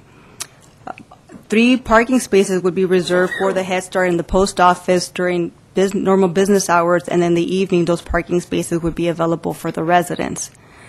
153 parking spaces would be provided for the church and the preschool. So the site currently has 192 parking spaces. With this development, the parking is going to be reduced to 153 parking spaces. And the applicant did prepare a parking study to justify the reductions to the parking. And based on the observed peak parking demand, during the week, when the school is in operation, a total of 72 parking spaces were observed during the weekday, and on Sundays, 88 parking spaces were observed as the peak parking demand. And in order to approve this, the reduction to the parking, a variance is required. And staff did make the findings to support the variance. In addition, we are requesting tonight that one of the conditions of approval for the Planning Commission resolution, and a copy of the revised to the conditions has been provided to you, it's in yellow, is to expand the mitigation measures in case there's issues with parking, traffic, and circulation. So in addition to rescheduling the church's activities, meetings, the applicant is also would be required to reconfigure the parking lot if additional parking spaces are required through restriping, also entering into a reciprocal parking agreement with an adjacent property owner for overflow parking, in addition to purchasing additional land area or constructing a new parking structure. So to recap the project, a total of 47 affordable housing units would be provided for families and seniors. The project would include a 2,975 square foot commercial tenant space, a new 3,485 square foot Head Start building. A total of 77 parking spaces would be provided for the residential units. The church and the preschool will have a total of 153 parking spaces, as well as an environmental analysis was prepared, which is a negative declaration and mitigation monitoring program. And we have the environmental consultants here tonight to answer any questions about the environmental analysis. So the recommendation for council tonight, we ask that City Council adopt a resolution approving a mitigated negative declaration and monitoring program, adopt a resolution approving General Plan Amendment Number GPA 001-2014, introduce the attached ordinance for first reading that reads, an ordinance of the City Council of the City of Garden Grove approving Zone Change Amendment Number 8-012-2014, changing the zoning designation of a residential parcel located at 10882 Stamford Avenue, Assessor's Parcel Number 202-28 from CCSP-CCR20 Community Center Specific Plan Community Center Residential Area 20 to CC3 Civic Center Core, as well as to introduce and conduct the first reading for an ordinance entitled, An Ordinance of the City Council of the City of Garden Grove Approving a Development Agreement number D8-001-2014 by and between the City of Garden Grove and Jamboree Housing Corporation, as well as to adopt a supplement to condition of approval 53A of Exhibit A of the Planning Commission Resolution Number 5836-14, as contained in the yellow provided for you. And this concludes my presentation, and I can answer any questions at this time. Thank you. My first question is, as far as the traffic pattern, any problems with having too much vehicle traffic on Arcacia? I see that there's a flow out from to Stanford and to other locations too. I don't foresee it being a problem, but can you explain more? When we had the traffic engineer, actually the city's traffic engineer, look at this, originally it didn't require a traffic study because the added number of units didn't meet the threshold of 50 trips. But what staff did was, because we knew that would be a concern, we had the consultant review that, and we actually identified different intersections within the area to make sure that the level of service between the different intersections would not be changed. And so they looked at that, and it didn't. This project did not affect any of the intersections' level of service. And for more detail, the traffic engineer is here. That could probably go into more detail on that if you want. So basically, if we increase those numbers as proposed by the build, it shouldn't affect traffic at all? Is that what you're telling me? Right, because the majority of the intersections within the area, they're either at level service A or B, which is, and the city has adopted the general plan a level of service D. This did not change any of the level of services at those intersections. They're still remaining the same. Couple question. A couple of weeks ago, I asked staff to look into the other project by the Jamboree Corporation to see if they have any impact in terms of any noticeable increase in crime or other activity for the project of similarity in other cities. Have we have that report yet? Yes. We did contact the city of Claremont, the city of Brea, the city of Buena Park, and the cities of Irvine. And according to the police department, they've had no issues with increase of crime in association with these projects. They do have levels calls for service, which are typical for an apartment complex, but they have no significant crime or are not problematic to those cities. Okay. With regard to the parkings, which is always one of the most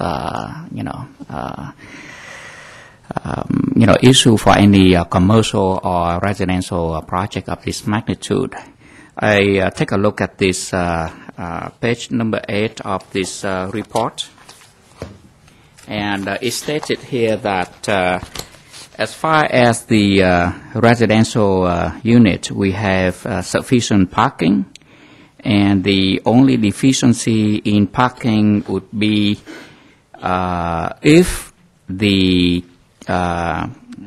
church patron will be increasing in the future. There might be a potential shortage of parking. Now, currently, according to your report, even at the peak time, we have 88 parkings that being utilized, and the church provide 153 parking. So there are a surplus of 65 parking as of the current, situation. But the church is a very large church with a lot of seats. So if that number is increasing to the point where the remaining 65 parking is not adequate, what are the remedies that we could have to address those issues?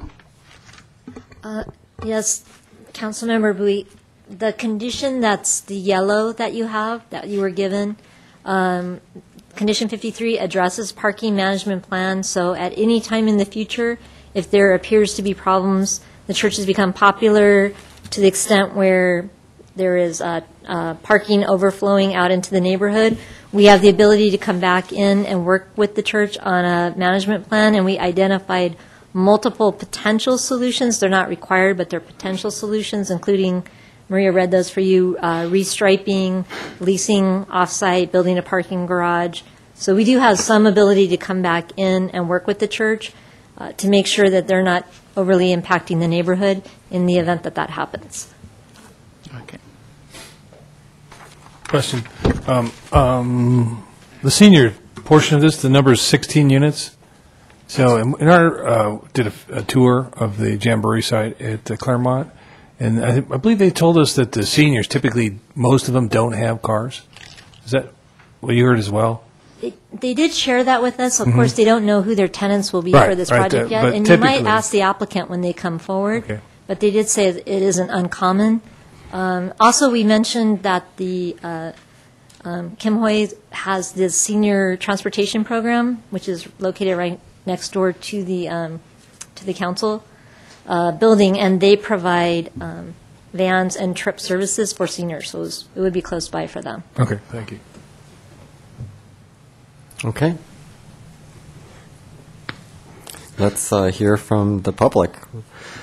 Project proponents, Mr. Welton Smith, or yes, Mr. Welton Smith, Reverend Baldang, and Ms. Shirley Kellogg.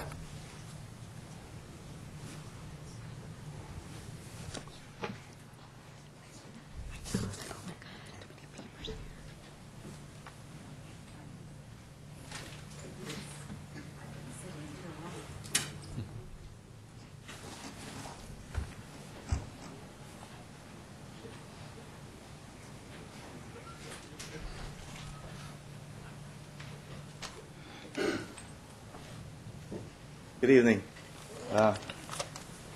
Honorable Mayor, members of the council.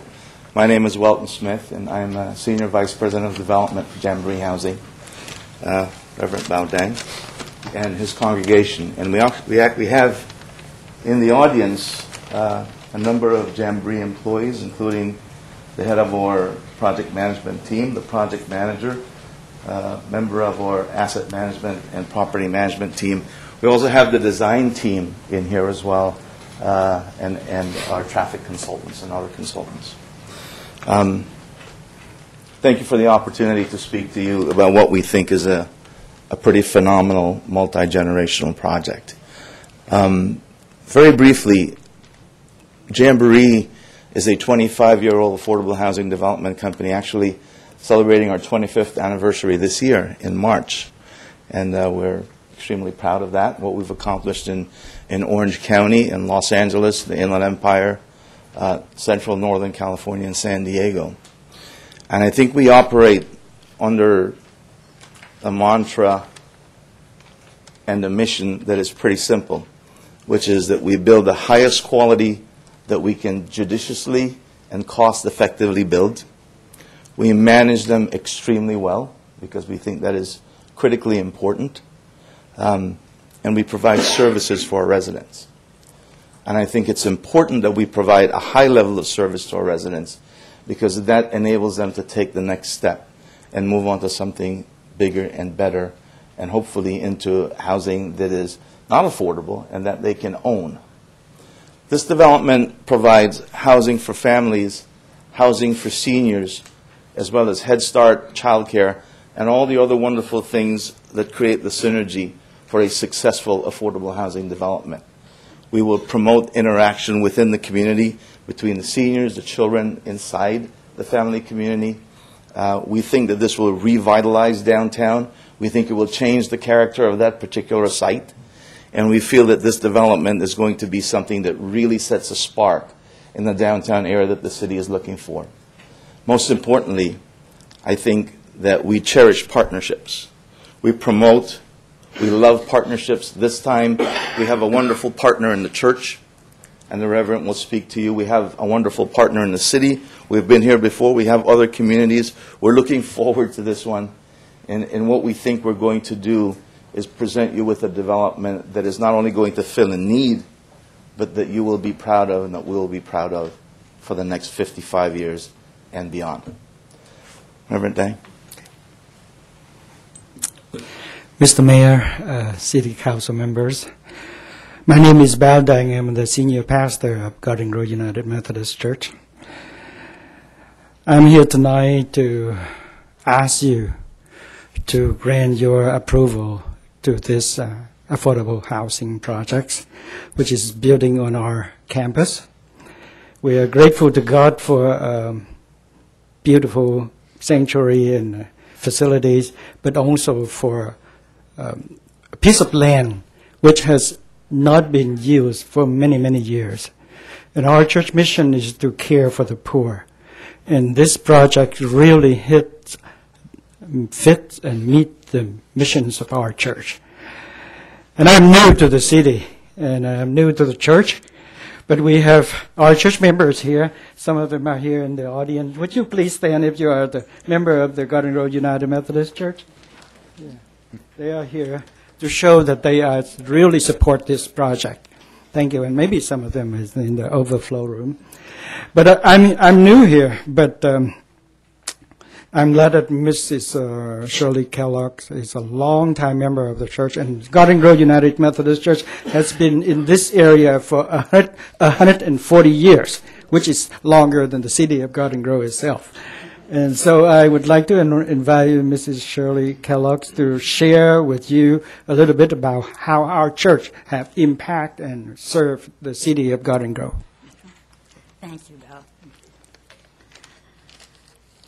Mr. Mayor and council members and city staff, I want to take you back in history a little bit. In 1875, a few pioneers in Garden Grove met at the home of Dr. A.G. Cook to organize a Methodist church, which met for 3 years in a new school.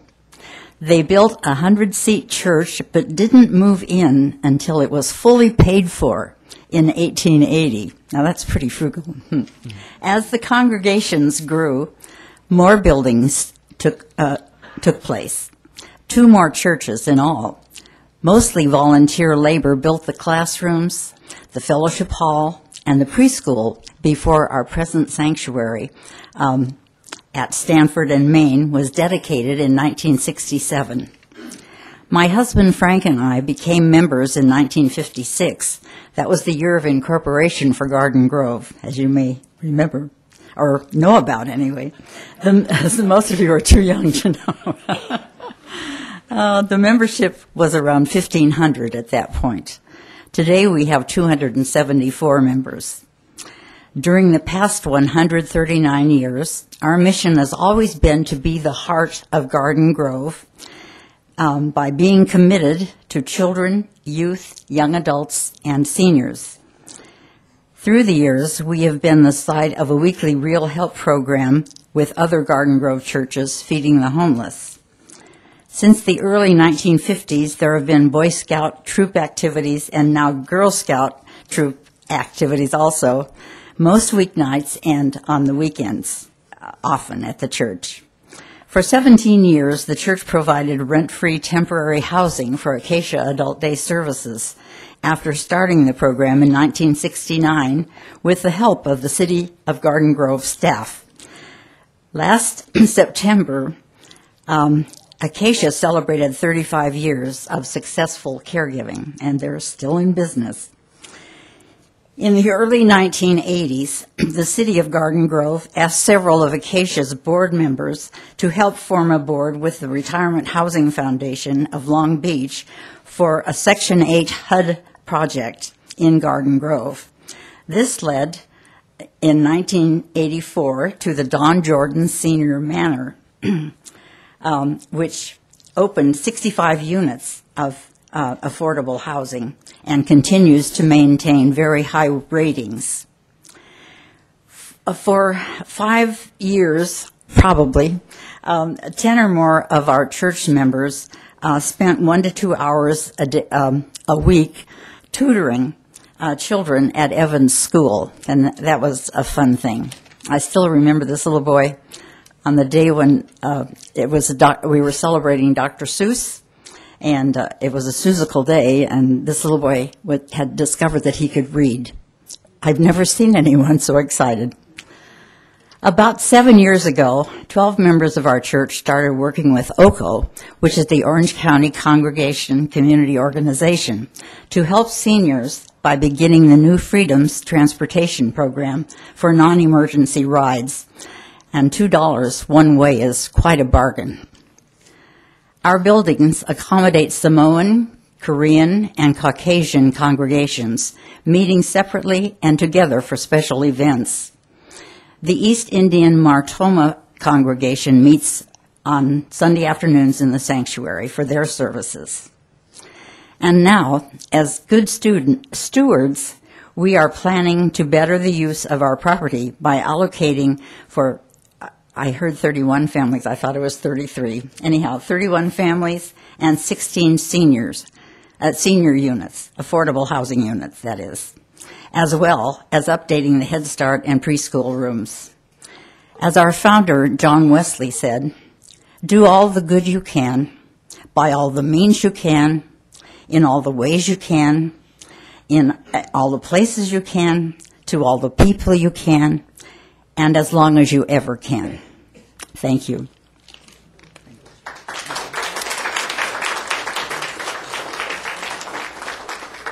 If I may, I'd like to attempt to answer the councilman's question regarding seniors and their ability to own and have cars on site. What we have found historically in our developments is that most of the seniors are in an income bracket, very low fixed income bracket, that typically ranges between $900 and $1,500 a month. And that money needs to pay for rent, utilities, food, transportation, meds, especially meds, and other things that are quite costly. As a general rule, they are not able to afford a car, and it's only very few of them that are able to do that. Thank you. Thank you. Mr. Josh McIntosh.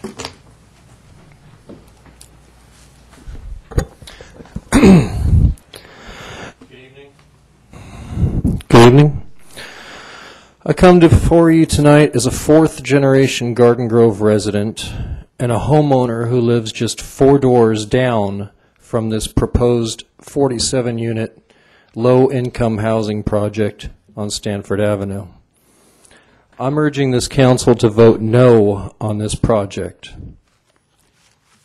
I feel like I've failed already because I didn't pack the room with my neighbors and the business owners nearby on Main Street, who none of them support this project. Be known, no one except members of Jamboree and some of the church people here want this to happen. And I know this may make me unpopular with them, but I'm sorry. I am urging this council to vote no on the project. In the 1950s, my family owned several acres on Stanford Avenue. We had a nice-sized orange grove. As professions changed and no one wanted to be a farmer anymore, it was decided to sell the land. Offers came in from a lot of developers, and although the money was tempting, my family chose to sell their land to the Catholic Church and St. Columban's, Orange County's largest parish, until the purchase of the Crystal Cathedral was created. Mind you, this is the side of my family which were not Catholics. They attended the Baptist Church on Euclid in the Village Green. Their reason for this was not to live next to a high-density apartment complex with transient renters who did not care about their community.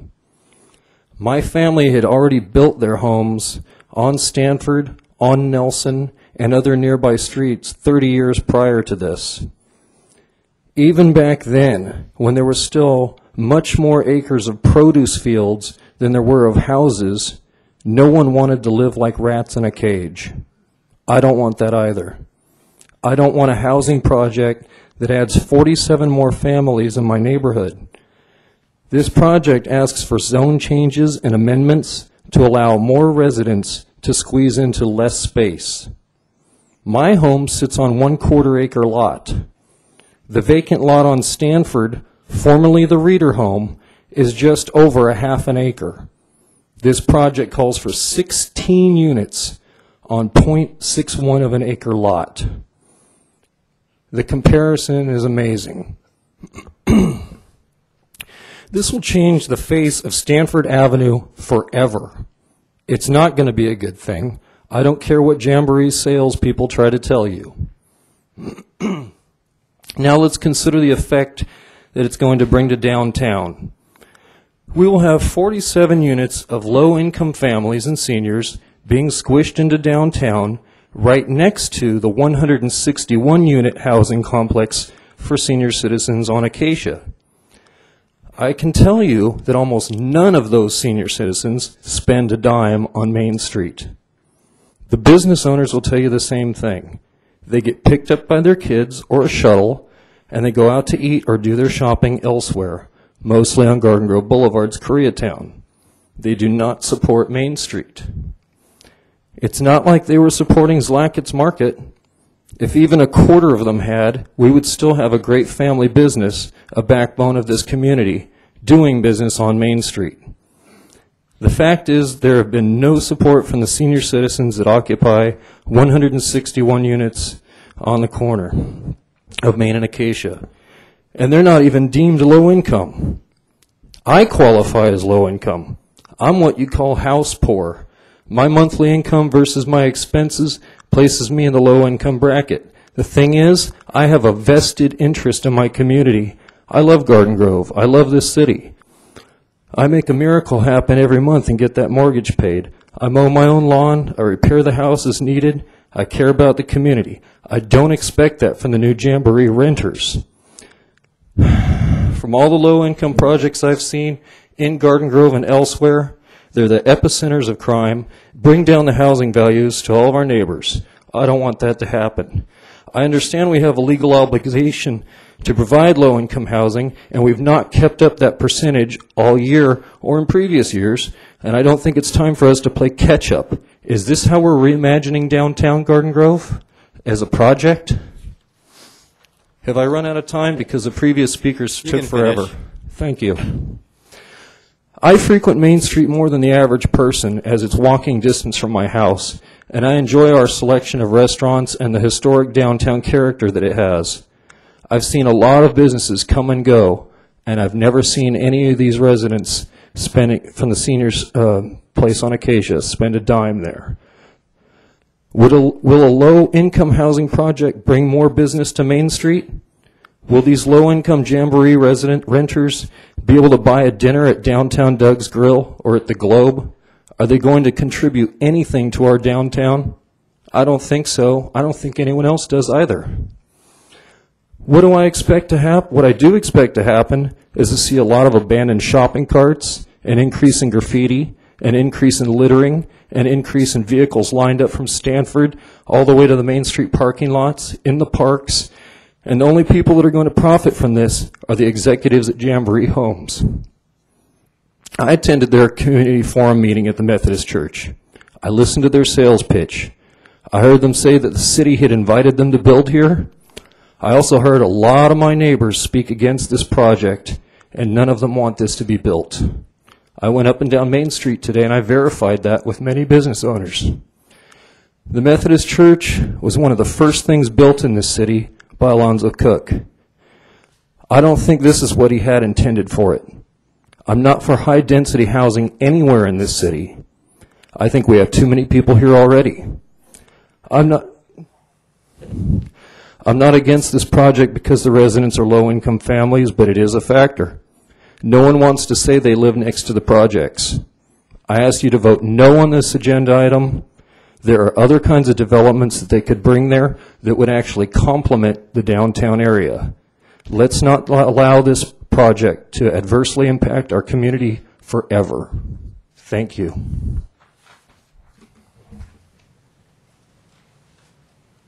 Mr. Craig Durfee.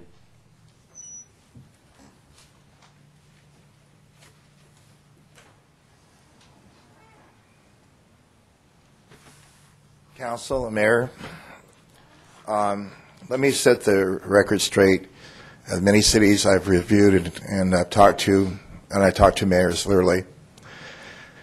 When the general circulation plan was developed in this city, prior to the change for Complete Street Act of AB 1358, there hasn't been in any city a motivation to review that unless they have to, a major change in their circulation plan. Housing every 5 years. So you have housing every 5 years, you have a lot of migration of building and development, and then you have the circulation element, which is your transportation, getting to and from. And with this update for transportation impact analysis, CEQA, which I referred to, which is SB 743, it's going to take the city upside down. Since we don't have a direction from our keeping our Complete Street Act incorporated yet here, nor have we taken, we are on the track of getting a bicycle plan, thanks to the council prior.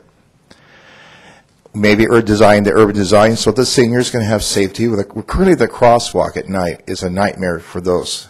And our park will be used for their benefit of health. I'm not against low-income housing. But if we're going to address this, let me take you back. When I went to Andy, the park commissioner, when I was riding a bike with him on a Saturday at 10 o'clock, where the art mural that we had, the two theaters, was full. That would include the volleyball we were playing at the park. Then a week before the Christmas, the Methodist Church, and I, not against church, I believe that we all should, contribute to where we want to go. On top of that, the Catholic Church and Josh's was totally flooded and totally flooded on the main street. And part of the CUP conditional use permit is to have more church event time between one session to the other. So what I'm trying to get to is, also when I rode the bike and went down Josh's house, you have your sidewalk this wide, and people are parking on the car on top of the sidewalk. It's not a curb, stops them. So how the senior is going to the church to go to Catholic Church instead of the Methodist Church? What if they decided that someone wants to have another faith? There's no sidewalk. We haven't taken into consideration that city of Garden Grove was built when it was farmers and no sidewalks. And we don't have a master plan that I raised up in the Planning Commission, and the Planning Commission didn't even take the time to even discuss this. And I think we should hold back, take and get the reimagination schematic going, look at the parking available for the church as they described in the staff report, and look at the college facility and get a kiosk program. Because what if the guests come to see their relatives that day? It may be 3 people. You don't know that number. This is a minimum number that staff has given you. And all of a sudden you exceed that parking, or growth. Where are they going to park? Oh, we'll park at the theater where they're having an event that night. You haven't taken an account of other activities and the traffic engineering, and you haven't taken to the CEQA conception of what other activities are going to occur in that time period. They just took a small snapshot. And as far as the letter A and D and F, read this document. That don't matter anymore. When they get done, we're going to be taxed by the mile, and you're going to increase safety for walking and biking. It's public law. It's in the governor's office for review. I would encourage the council to hold back a little bit. I'm not against the project, but we don't want people to become fatalities in a dark crosswalk on Acacia and Stanford when you're increasing the traffic when you get done with the reimagination. Thank you. Staff, do any one of you want to respond to any of that? Probably what we should do is have the environmental consultant come up, because they could explain that a lot better and more thorough than staff could. Please. On that. Traffic engineer? Before that, Maureen Blackman. Sure.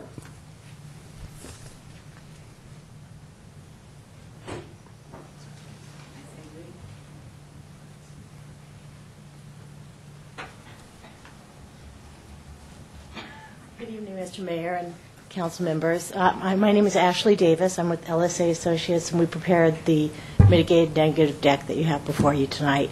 I have with me Dina Risbal, and he prepared the traffic study and parking study, so we can answer parking questions if you like. I'm not sure specifically what you wanted answered tonight, so. Do you have a specific question on the parking? Yeah, so with the studies on parking, those were the minimum numbers of. Those numbers were considered typical operations of the church. We took surveys in March and April 2014. This included weekdays and Sunday operations. And during the weekday operations, there was a peak demand of 72 spaces. And during the Sunday, it was 88 spaces.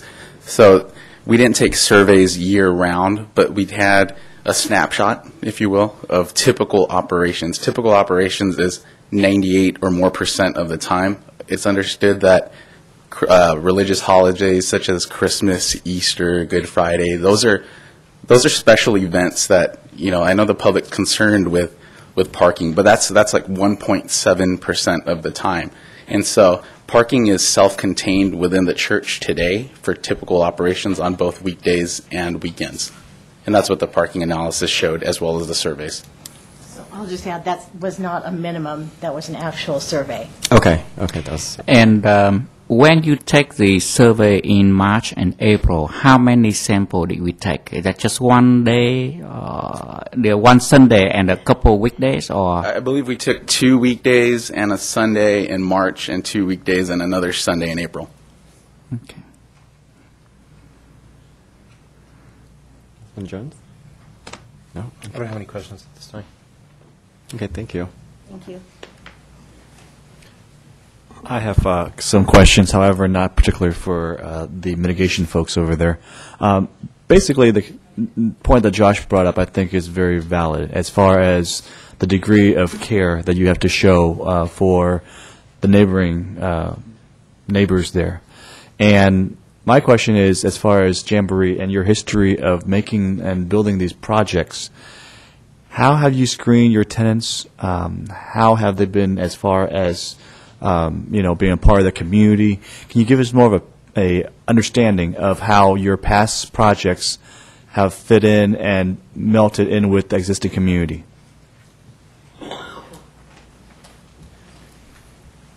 Absolutely. Good evening, Mayor and members of the City Council. My name is John O'Curran. I'm with Jamboree Housing. And, we believe that we are stakeholders and partners in the communities that we develop. And most recently, we developed the 104 units in the Buena Clinton neighborhood with assistance from the city. I think one thing that you can definitely hang your hat on is that the city affordable housing agreement will give remedies to the city should Jamboree not perform per kind of your expectation. And so that goes from an operational standpoint, that goes from a maintenance standpoint. It really addresses a broad range of, factors that, the community as a stakeholder would be concerned about. I think rather than tell you that Jamboree were great and, go on about that, I think it's more instructive to see the communities that we've developed. And so Councilmember Beard was able to walk a development that we completed in the city of Claremont that was adjacent to their Metrolink station and in the downtown. That really, the downtown has experienced a significant renovation, and I think our project was a part of that. And you see that the project has supported some of that those efforts with respect to the employment base there, largely based in the service industry. Now has affordable housing that's close by, and so they can participate in the life of the neighborhood. To address the concerns that our residents really don't participate in the economic life of the neighborhoods that we build in, one of the key factors about affordable housing it's addressing the economic situation of our tenants. Whereas previously, many times they're overcrowded, so there may be 5 families to a unit, for example. This is an opportunity where their rents are now restricted to 30% of their actual take-home income. So they actually have a greater opportunity to participate and spend that disposable income and address some of the other life concerns that every family faces. So, what we've found is that it really addresses and can reinvigorate the local economy by bringing more rooftops with more families that actually have disposable income to spend in those communities. And as far as when you have issues outside of the home itself, like the parking, perhaps possible issues of vandalism, do you have staff there to screen the tenants? Absolutely. With address to leasing up the units and whatnot, I would argue that an affordable housing development actually has more stringent requirements than our market rate counterparts. And I'll give you a great example of that. No market rate development is ever going to do a criminal background check for a resident. For every one of our residents, we do a criminal background check. And if they come back as positive for a felony or drug-related or violent offense, they actually are disqualified. And so that extends beyond the residents themselves. Anybody who comes onto a community, if that person comes at the invitation of the resident and commits a crime, whether it's vandalism or anything else, that is the responsibility of that resident. And we hold them to those standards. Affordable housing is created by the use of public and private funds. And living in an affordable community of the quality that we built is really a privilege. And it's a privilege that these residents really, really are grateful for. So they don't do anything that would allow them to be evicted. As a general rule, they're very, very careful. So we manage them very tightly, and we cooperate with the police. We participate in the crime-free addendum. So we do all the things that make us a good community member, and we watch that very carefully. There are resident managers in every community that we have developed. Do you monitor this annually, or just one time at the time that they apply for it? Good evening. We do a criminal and background check at the time of application, but we do not redo the criminal or the credit app throughout their tenancy. We recertify them. Yes, we re-income certify them to make sure that they're qualified income-wise and they meet the occupancy standard for their home. What is the extent of recertification? What do we do to recertify them? We collect bank information, employment information.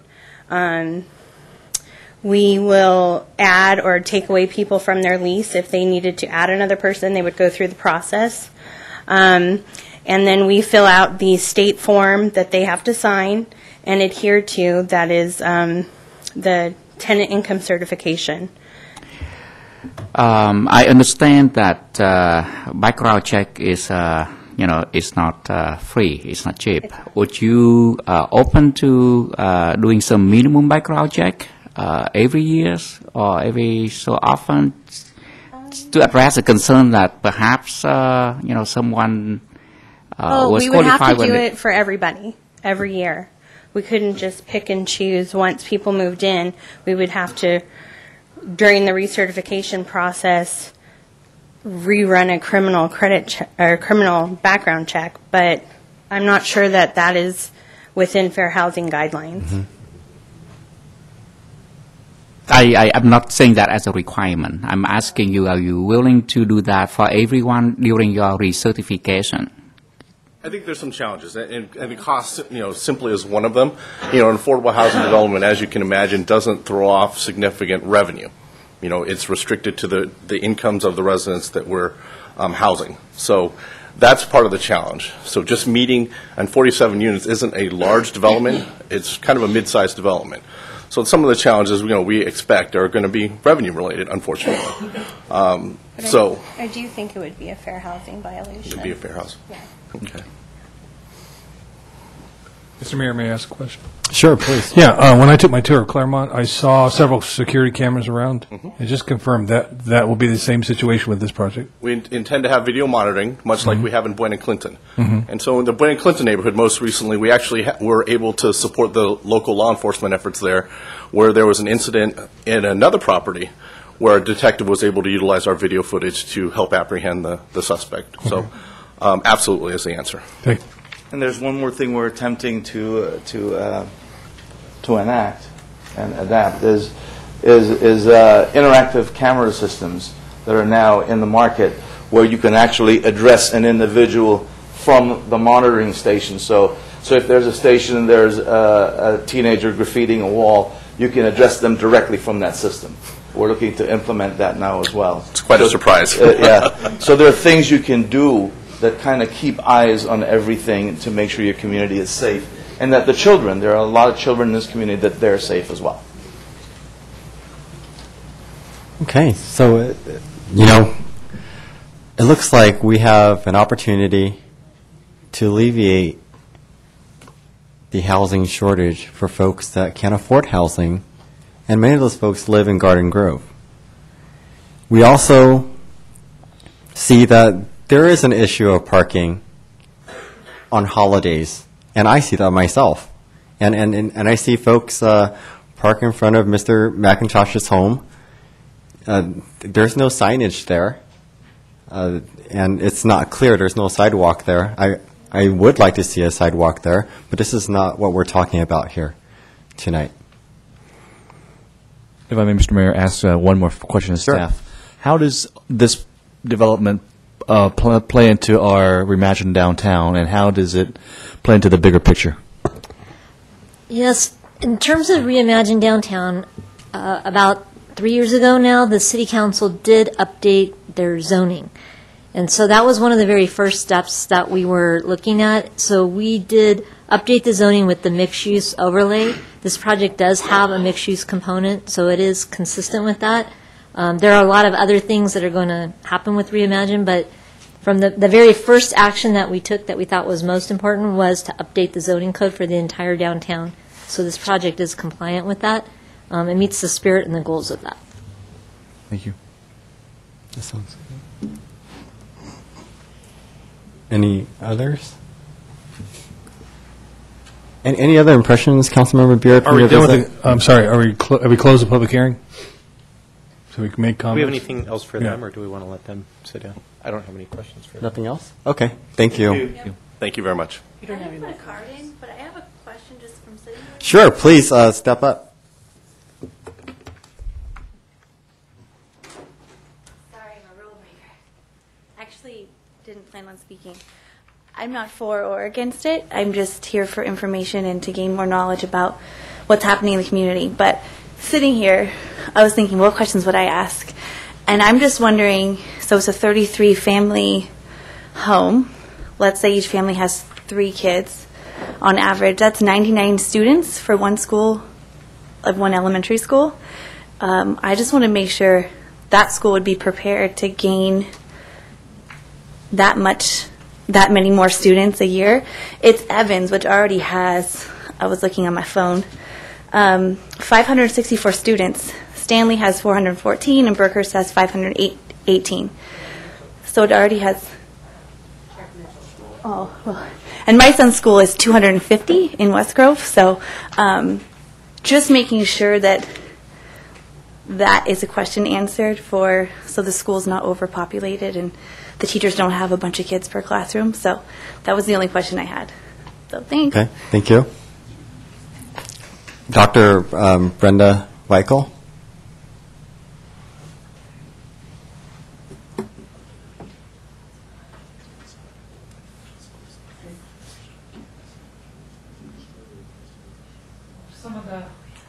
I'm Brenda Weichel, and I'm a member of the Garden Grove United Methodist Church, and I am for this project. And some of my fellow church members are back there saying, "Oh, don't be careful, don't say too much." But my concern is, from some of the comments that have been made tonight, is that we are losing sight of what this project is for.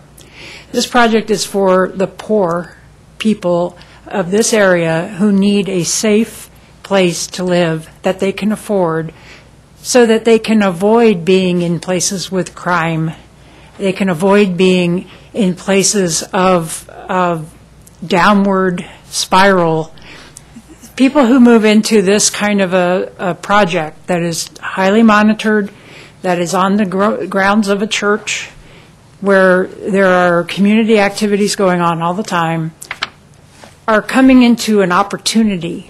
And it's the core values of the United Methodist Church are lot to take care of the poor and the elderly and the needy.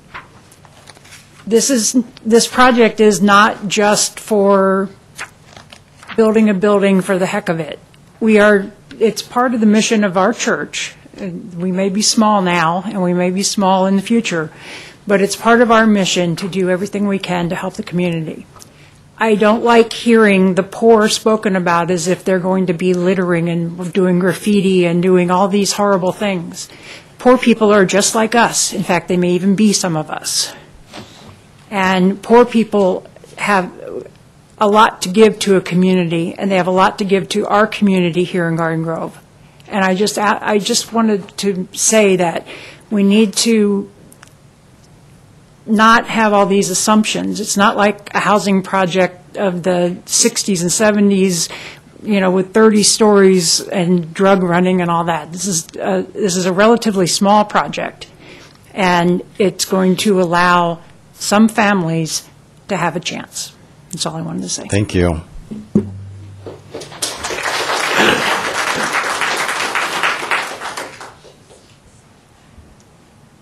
Okay, so we're going to close the public hearing.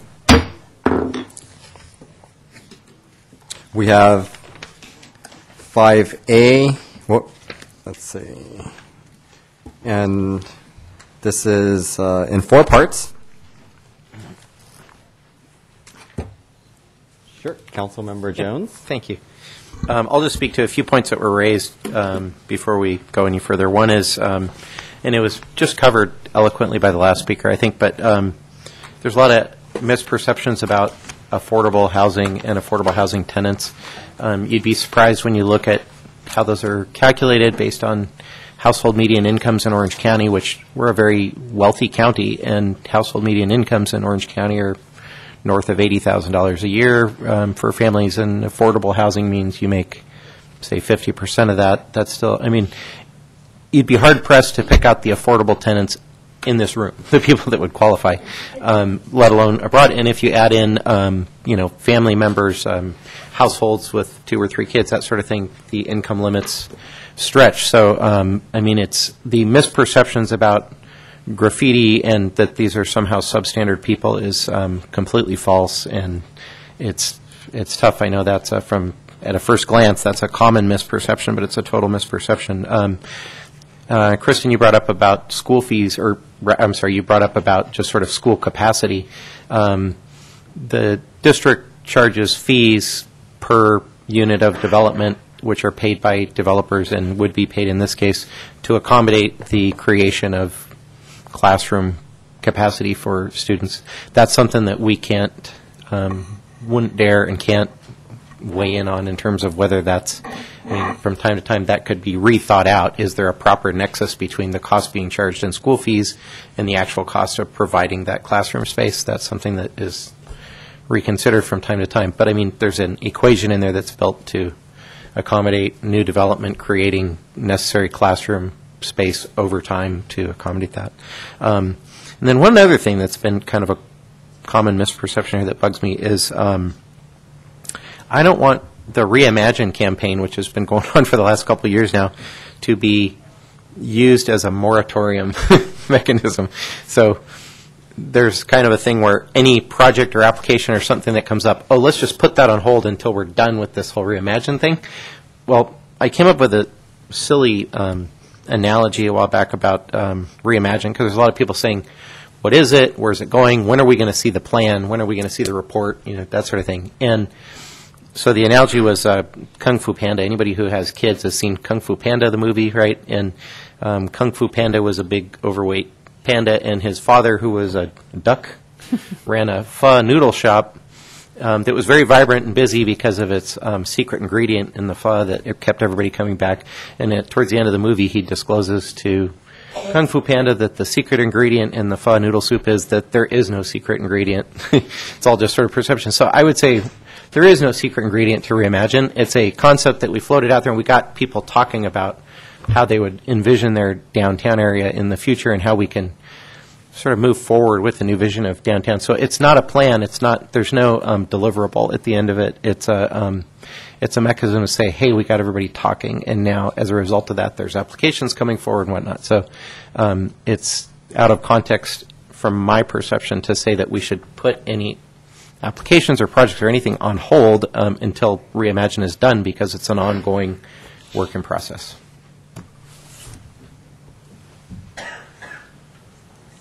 Okay, we have the items in front of us here. Well, I'd like to make a comment. Okay. Just Please. to comment on what I've heard and everything else. I agree. Well, just to be pragmatic and practical about it, we as a city are required to have affordable housing and percentages. This qualifies, this moves us in that direction in satisfying those mandates from the state, as I believe. With that, I did have the opportunity. I've researched it online. I've actually seen one of these projects, and it's an excellent project. It's a reputable company. I mean, they have a track record. The layout's quite nice. It goes beyond any perceptions of old projects, urban projects as such. So it fits an image. It's well maintained. It has security. It's addressed other issues, and so it would work. It's with that company as a public-private partnership. The question is it okay for that area? We'll have neighbors. Obviously, they're concerned about the impact. I think we can mitigate. We've shown in this plan that we can mitigate those factors. But just the intent of fulfilling that mandate is where we're going towards. But as a project, the way it looks, the way I've seen it firsthand, it will work as a nice development in that location, as I see it. There will be an impact on parking, some traffic. Obviously, the more you put in, the more impact it will have. Is the significance and how, if it can be mitigated. I think it can. We have the plan here. I think they'll work on it. I think they'll be good neighbors. We'll do away with some perceptions of affordable low income. And so it will be appropriate at that location. We'll have seniors, which I'm in favor of supporting them and their means of living. And it's a quality, it improves their quality of life for those who qualify, who are part of it. And I think it brings them in as part of our community. So with that, the seeing what it can bring in, I'm supportive of this project at that location. Many of the items have been addressed by my council, Mr. Councilman Steve Jones and Chris Beers. I just want to add just a little more before we vote. I believe that this is a good project because you have seen the design of the of this resident housing that they put together, especially with the rooftop terrace. I believe that with such a nice building, the people who are moving in there will obviously want to maintain a good relationship so that they can stay there and enjoy the nice new home that they have there.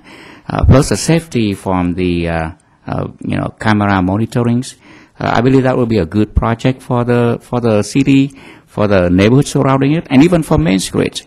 Now, I do believe that the poor are actually spend a lot of money. It's not true that the poor doesn't spend money. I believe on the other way around. The poor spend more money than the rich. Now, the question is, are they going to spend the money on Main Street or spend money on Garden Grove with Koreatown and that? And I think if that is the case, then Main Street need to, become even more attractive so that they bring those people from the surrounding to, park in there and spend more money there. And I believe that if we work together, we can achieve that. We can bring more parkland to the main streets and make it become more thriving and make everything work for our cities. And so I will support this project.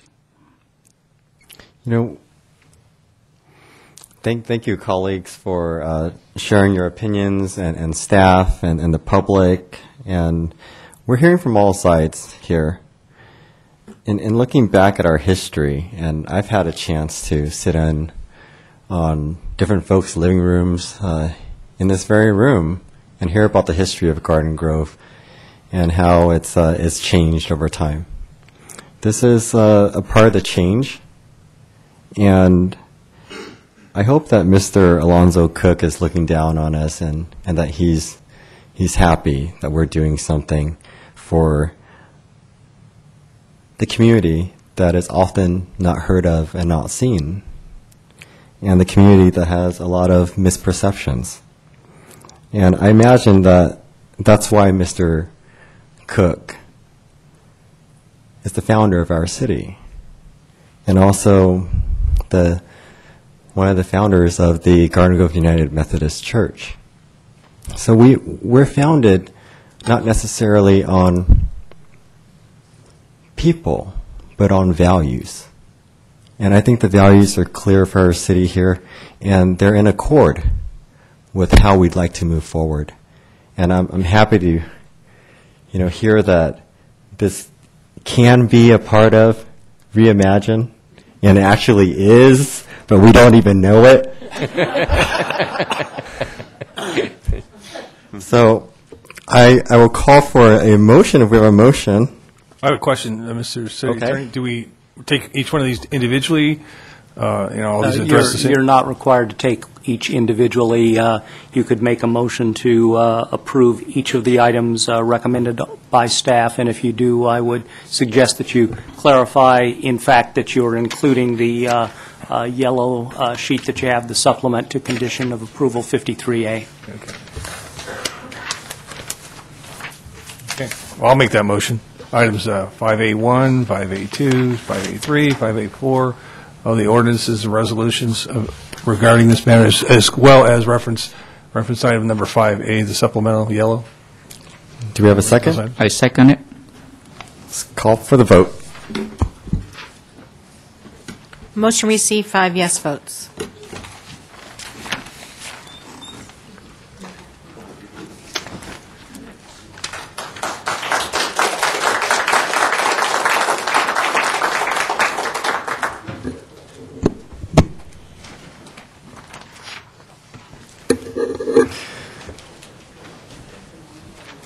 Okay. We have item 6A.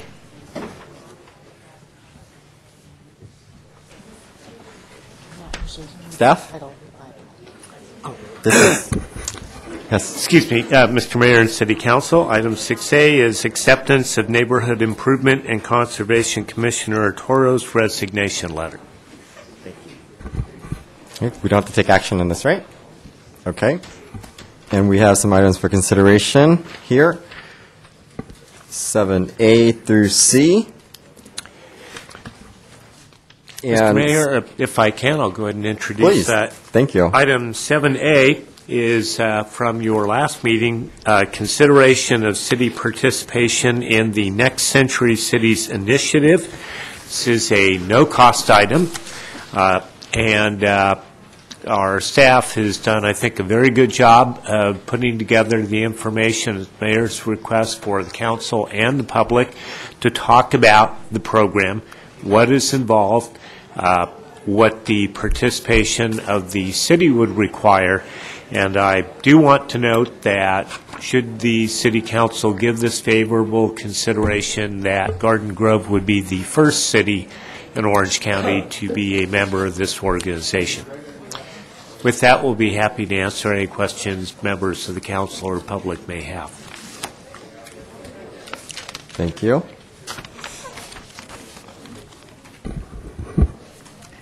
I do have a question, Mr. Mayor. I read the outline that staff provided.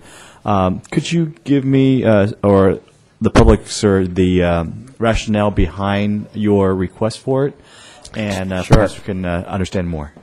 Sure. So Next Century Cities is a national initiative, and it's to support communities in looking at meeting the infrastructure needs for 21st century. And that includes high-speed internet. And this doesn't cost us a thing, and it's completely nonpartisan. It recognizes that in today's economy, in today's world, that we need high-speed internet, and that we would be a part of the discussion across the country with regard to this. And there are currently 50 mayors across the U.S. who are a part of this. And I spoke with the executive director in a conference call with one of my associates, and we learned a great deal about different cities and how they're developing apps to serve the people, and how there are opportunities for us to engage, to learn more about different high-speed networks and how to really create a thriving city based on, having a good infrastructure and those kinds of opportunities that are ahead of us. Actually, it's Mr. Halberstadt right there that helped me set up the call with the executive director. And she said that, all it takes is for us to send a letter to her and say that we'd like to be a part of this, and we would be supported. There's opportunities to come together with other city folks, including IT directors like our own, so that we're in that conversation. And again, there's no cost to the city. So after that phone meeting with the executive director, I said, I don't want to do this, just by myself, even though I can. And so I wanted to bring it in front of all of us in our city and my fellow colleagues so that we can consider this together. So it's more of like basically getting together, collaborate, talk about, but there's no monetary investment on our part. Because my fear is that we get a part of this group, and all of a sudden there's some price tags attached that we haven't foreseen, and then out of the general fund there goes the money, and then here we go. So just kind of put my fear at rest if you could, Mr. Mayor. Well, as a person who are involved with IT technology for the past, I would say the past 40 plus years, I have no problem with this agreement. But on the other hand, I kind of think from the reverse point of view, Councilman Chris Van, that I think adopting this initiative, is too vague, and it doesn't mean anything. All it says is we want to, bless the viewpoint of this, fast internet infrastructure. And there is, and it's very symbolic, but there's nothing to it. And to me, I'm more concerned about whether we send the wrong message that we are here to just a fanfare, say, hey, is this good? But we are not doing anything. As an IT person, I would prefer that the city take a step, understand what it is really needed in our city to provide the support for our residents. And I do believe that the city, if we can afford it, we should at least determine certain zone in our city and work with other business to bring in high-speed internet, wireless internet, high-speed internet to the resident. For example, Main Street would be a good thing for us to do if we can implement a wireless internet very fast, for the people who come there, free of charge. That would be something that I would rather want to see our city embark in, rather than on just a general fanfare. Yeah, okay, we support the few principle here, which is are all good, but it doesn't mean anything. It doesn't have any real practical value to it. Councilmember Bowie, this is not meaningless. These are principles that we would agree to, and it would put us in relationship with folks that have already paved the way, folks that have already laid the groundwork, that we won't be recreating things, that we wouldn't make the mistakes that perhaps other cities have made, that we would learn from people, because the reality is we haven't gone in that direction. No matter how much we would like to have free Wi-Fi down Main Street or in our parks or around our schools, we've never done it. But these folks have. And there is knowledge here that is so important for us to learn from. We don't have all the answers. And I'm not saying that they do, but it is a network that's supported by folks that are specialists in this field. And as an IT specialist yourself, I hope you can understand that we will be amongst people who have been successful and who are leading the way. And by having Garden Grove join this initiative, we will be the first in Orange County to join this discussion. And it's just a discussion. That's not meaningless. That is very important. It's very important to make sure that we do things right, because we can learn from other people, that we don't have all the answers. So I hope that you will join me in supporting the city's participation in the next century cities. Well, as an IT specialist, which provide and work in a project that worth it from a few $1 million to almost $1 billion with the state of California, one of the things that we usually have to consider is not rushing into one technology to the other. And if you ask me to, just support you to get involved in this project, I think I don't have any problem with that. But I think if you ask me to say that this is a good thing for the city, then I may not be agree. So I would vote yes for this, but I don't think it's necessarily a good thing for our city. It doesn't hurt anything, but I don't think it's a good thing. Well, can I chime in? Please. Show my ignorance of the internet. Please, Councilman Beard. I'm ready to chime in and share all my entire ignorance of this topic. I believe information sharing is good. Yes. Networking is good. I think in this case, I would defer to Councilman Fatt about with his expertise. Reading this, I don't know where it's going. But I do believe it's information sharing. It's with these groups.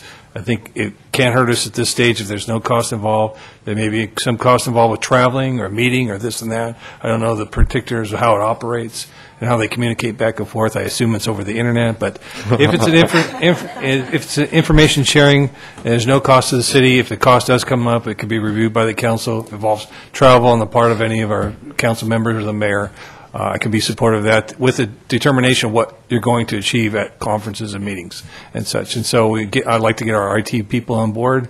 I mean, they're our experts, and so I have no problem with supporting you and going in this direction. But it's new territory for me. It sounds like it could be new territory for the city, and I'm open to new challenges and new opportunities, and so I'd be supportive of this. Thank you. Mr. Halberstadt, did you want to join the conversation? Please approach the mic.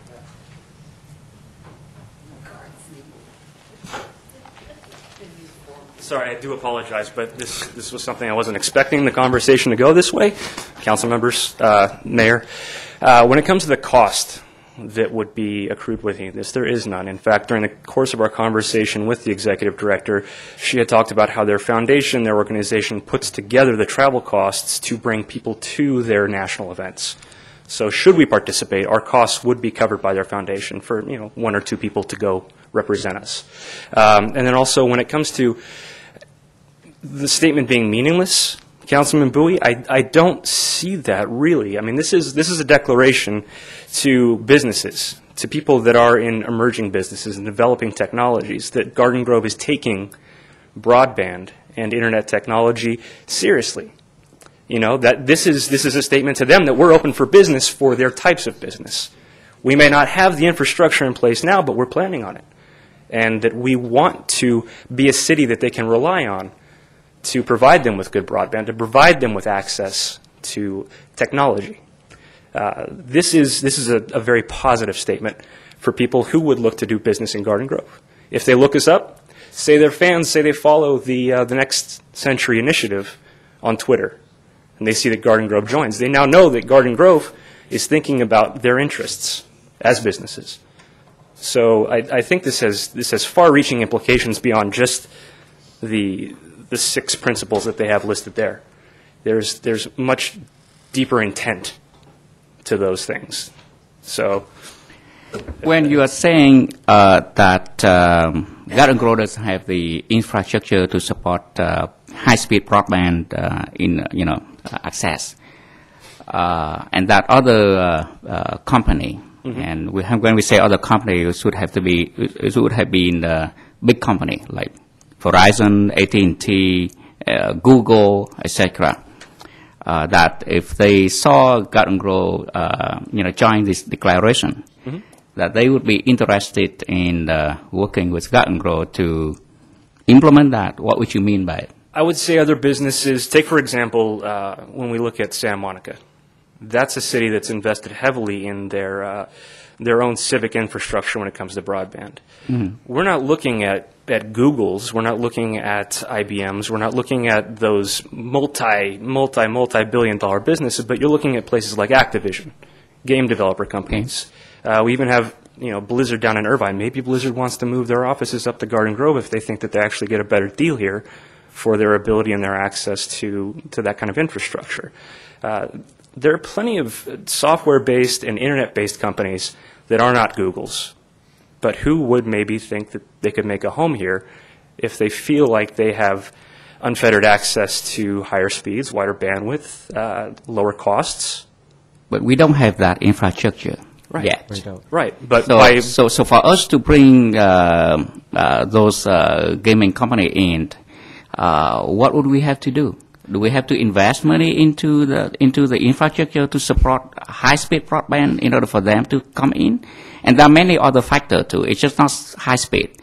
It would be the people who, the software engineer, those people who have to, feel that Garden Grove would provide, the pool of talents that can, so that they can have resource and staff to bring in.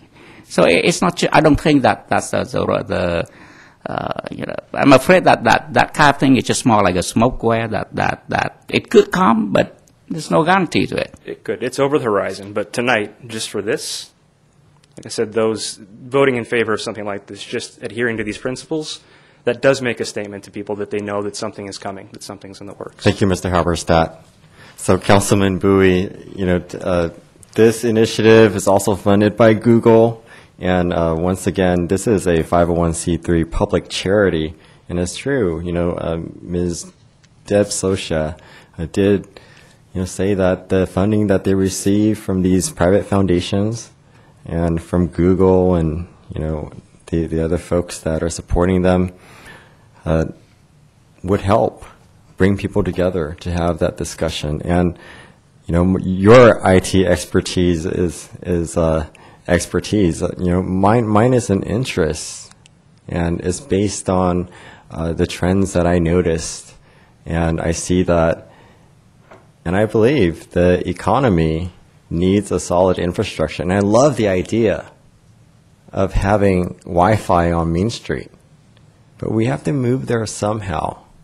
And this puts us in that conversation. And the reason why I wanted to bring it to all of us is because I do know that IT is your specialty, and that you would be able to help contribute to the discussions for the folks around the table here as well, and that this is something that we can do together.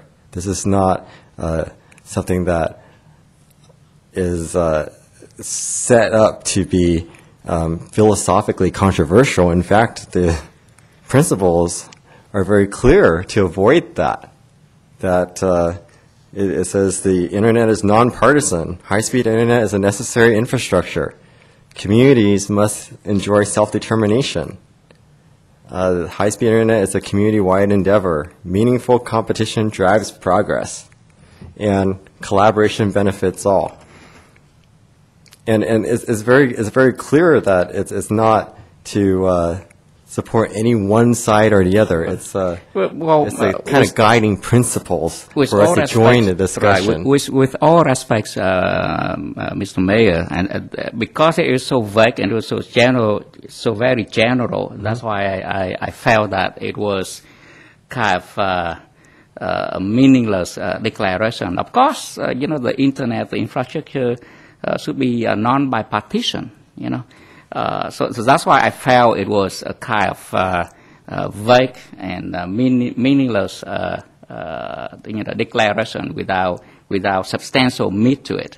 And perhaps it was being crafted, and for the same reason, being crafted because it was trying to avoid any business or political conflict, and that's why it's so generally. But I would, like I indicate, I would support you to look into it, and but I just want to clearly point out that declaration alone doesn't do us anything. Okay, these are principles, and I'm glad that the value of the principle is so that we can come to the table on the same page and that these principles would help guide the conversation amongst these leaders across the U.S. And that's what that is. It's not necessarily vague because it doesn't want to achieve anything concrete. It's a guiding principle so that we can have conversation on the same page. When we're bringing so many people together from so many diverse communities across the U.S. in this particular initiative. Does our IT director want to chime in at all? I'd be glad to answer any questions that anyone has. Can I ask a question? Any potential for revenue or identification of funding or revenues? There's always that potential in a network situation, correct? A lot, like, we are obviously at the very beginning stages. This is as the mayor said, these are some guiding principles that we can look into. Mhm. We'd have to evaluate our own current infrastructure, identify anything that we have that we could use to further this endeavor. And we're still at the very beginning stages, but it's, I think that, like Councilman Bowie said, joining this, there's certainly no bad side to it at this point, but, it would be really hard to identify anything at this point as well. Okay. Yeah. Okay. So I'd like to move to have our city express our interests in joining and applying to become part of the Next Century Cities, and have our city manager make that, send off that communication to them. I'd be happy to second that. Okay, let's call for a vote. Motion received, 5 yes votes. And we have item 7B. This is consideration to direct staff to prepare an ordinance amending the Garden Grove Municipal Code Section 2.09.020 and also Section 2.09.090. And I'm proposing that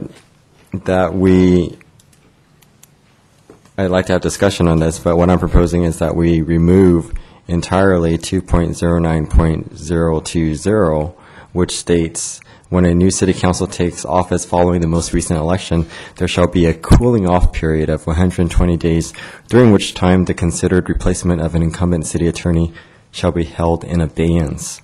Such cooling off period is intended as a time for evaluation of the performance of the incumbent city attorney in his or her office. This was initially put in as a municipal code in 1990, and also for the second code, 0.090 removal, I'd like to keep the first sentence in A and strike out the rest, including B. And that would have the authority of the city council act in the interest of the people, and that would state the removal of the city attorney shall be effected only by a majority vote of the whole city council at a regular city council meeting. So that is still in place. I want to be very clear that this does not remove the city attorney, that this allows the council, and yes, future councils, to take appropriate action when necessary, and it requires a majority vote of the council. And I have to stress again that it is very bizarre for our city to differ from other cities to have these codes in our municipal codes, because this essentially empowers not a vendor or a city attorney whose contract is at will. It empowers them with protections which is not in the interest of the people. That's what we're looking at. So, any discussion, or I guess before we discuss, but we've been discussing before we have a motion or a second on a motion. So, any input, I guess? Well, before before I discuss this, let me have the opportunity to ask the city manager and the city attorney and perhaps even the other council who've been with the city for a long time to chime in and give me your understanding of why these two code was put in our city municipal code in the first place. You have any? Councilmember Bowie, I cannot tell you specifically why this provision was put into the Garden Grove Municipal Code. I can tell you that it is not uncommon in cities to have some language, whether it relates to the appointed city manager or appointed city attorney, or even in some cases the city clerk or the city treasurer, to have some language in there that allows for some protection, if you will. And it's not protection of the individual as much as it is protection of the office, that says when there has been a change in leadership that there ought to be some thoughtful process undertaken before a change is made. In this language it says cooling off. In other ordinances it may be phrased simply a matter of no change for a certain period of time, whether that's 30 days, 90 days. But that is the whole focus to it, is that you go through a thoughtful evaluation process before making that change. That's simply from my experience.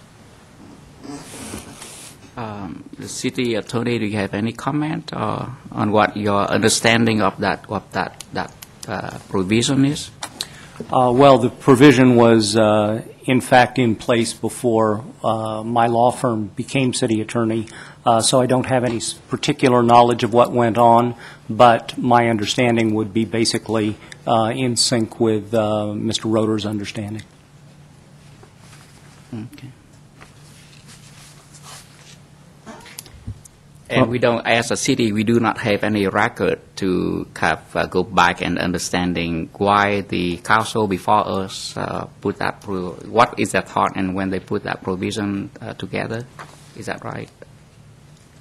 I haven't looked for the 1990 staff report. I can't tell you for sure that I started in the city clerk's office in 2000, so to make sure that that record is there, I would have to look it up.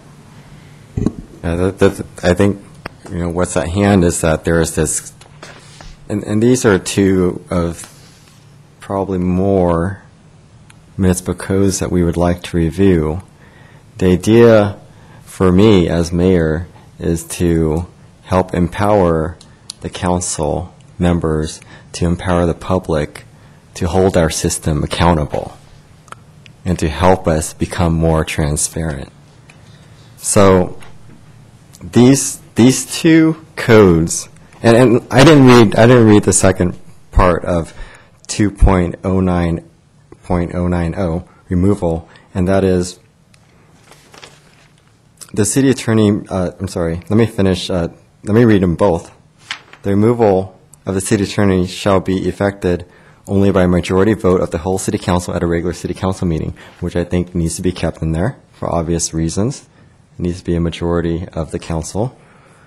And not less than 30 days before such an action can be taken, the city attorney shall be given a statement of deficiencies orally or in writing and an opportunity to respond. And B, the city attorney may respond to the deficiencies in writing and orally at a city council session. At the election of the city council, the performance evaluation shall be held in closed session, subject only to Brown Act requirements. That second sentence is also a redundant sentence. These codes, I don't know why they were put in, and it seems like no one here knows why they were put in.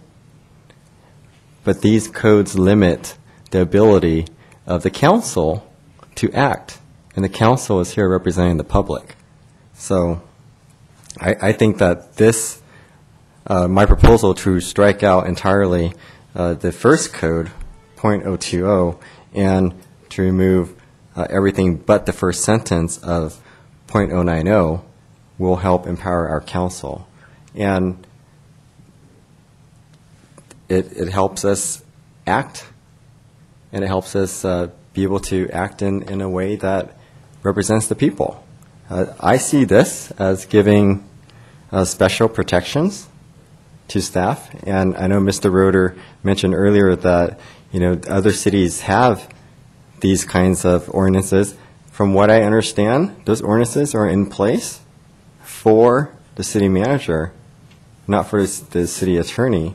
And yes. If I may, Please. Mayor, as I pointed out, it does vary by cities and by offices. Okay. It may be the treasurer, it may be the city clerk. Mhm. There are the variety of applications. And once again, the current any contract with any lawyer, even you as an individual, probably at home or here, when you hire an attorney, you want to have that ultimate right to have representation that accords with you, that you have the ultimate power to replace the attorney. So that's what we're doing here if we do accept my proposal, and that is to really allow the public to be well represented. And we have an attorney here, and I think you understand, and I hope that we all understand that legal representation is key to protecting our city, but also to making sure that we're able, as elected representatives, to hold the system accountable. If I may address the issue. Please. I think the code as written is appropriate for the simple fact that I just don't want to see basically a concerted effort by a new council. Says, for example, 3 or 4 member runs for the council. 3 of the members are elected. They have a pack of some kind to come in and basically do away with the city attorney. I think the code there as written prevents that from happening. I think it also is a way for the city attorney to basically show what he or she can do up to 4 months for the new council, so that they don't have to be shoved out the door the first day after the new election. And I think even though the attorney's an at-will attorney, there's still something about due process that we have to at least honor that. And I think by having the remainder part there, it will allow the person who's basically being fired a chance to explain why he or she should not be fired based on evidence. And so even though at-will attorneys or at-will employees in theory don't have the right to defend them, as an attorney, I always support and would like to see a due process in place where basically if you're going to fire somebody, you're going to have a chance to explain. So therefore, from my legal perspective, I think as written, if you think 120 days is too long, we're going to look at 90 days. But as far as doing away with it completely, I would not be in support of that proposal. If I may to jump in here, Mayor, Sure. Council. Change is also always a good opportunity to improve things and make things better. But change is also come with a lot of risk. And so if you look at change management, one of the things that we should always have to consider is the risk management factor in it. And I work with Department of Corporation, CalPERS, with Department of Health Services, Department of Public Health. And in 1999, we were brought into re-engineering their process and making changes so that it would allow the state to be more efficient. In the years 2010, I worked at the Department of Public Health, and yet implement another process, re-engineering to help streamline the business process. And one of the things that the state require us to do is to be there and work with the subject matters expert to understand their process, understand their operations, so that we can assess the situation and know what change is important and what change should not be avoided. I believe that the city council, if we coming in and do not understand the operation of the city, and I'm talking about the city here, not just a particular person, this or that, but the operation of the city, and we make change across the broad, at the higher level, like the city manager or the city attorney, we may in fact create more harm than good. And I believe the reason, I cannot say for sure, but as I read this code, I understand, I think the intent of this provision is to avoid the situation where the new council come in and rush through a decision to change top management within the city, and that may cause a lot of side effect that may cause more harm. Now, as I come in as a city council, I'm not an operation, and I believe even if we are good as administrators, as someone who has specialty in operation, as a new person come into any organization, it takes time to understand where the problem is before we can make changes. And if we change this, it would give the city council too much power. And if we are not careful with that, we could even create more problem for the city. So I am in favor of keeping some period, whether that is 90 days or 120 days. We could talk about it, but I believe we need to keep a safety margin in there so that the council will not make a mistake if all it takes is just 3 votes. Okay, so you're willing to go down to 90 days, Councilman Bui? Or what? I am not sure, but that is something we need to wait. I do not want to rush in and make any change right now. So I would recommend that we think about this more carefully. And if it makes sense to reduce the number from 120 days to 90 days, I would be willing to take a hard look at it. And if that makes sense, then we go for it. Do we have any other input at this point? Yeah, I have. Do you want to say something? Go ahead. Yeah, couple things. One is there's an old adage that I heard that you don't start taking down fences before you know why they were put up.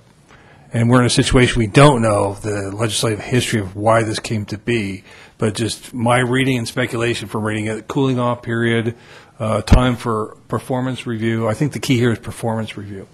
And just from a practical standpoint, even if we decided to get a new contract with a new city attorney or firm, that would, in and of itself, an RFP process would take anywhere from 60 to 90 to 120 days. So I'm okay with that time period for review, performance review, and maybe setting up practical plans to enter into a new contract with a new firm, if that's so desired by the council based on a performance review.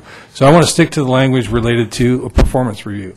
I think we should do that as a city. I think we should do it city manager, city attorney, perhaps department heads, or through the city manager, department heads, to assess and see the performance. That lends itself to transparency and accountability. Now, I can be supportive of what you said for the removal of certain passages here. I think the removal of, down below, removal of not less than 30 days, and it's almost like you're setting up a process for that firm to say, we want to address the issues that came forward. Well, that comes through in the performance review. So I think we can do away with that language. I do agree with you on just openly stating the removal of the city attorney shall be effected by a majority vote of the whole council. I can accept that and take out the rest of that language because I think it sets up a standing or something with allows them to go through a process. So just from a practical consideration or even as a compromise, I think at least 90 days we should have that period. And that would probably take, my guesstimate, to develop an RFP after a formal performance review. So I would be okay with doing that.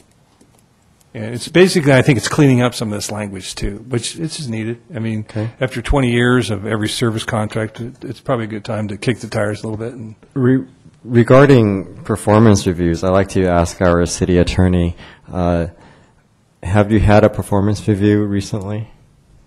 No. When was the last time you've had a performance review?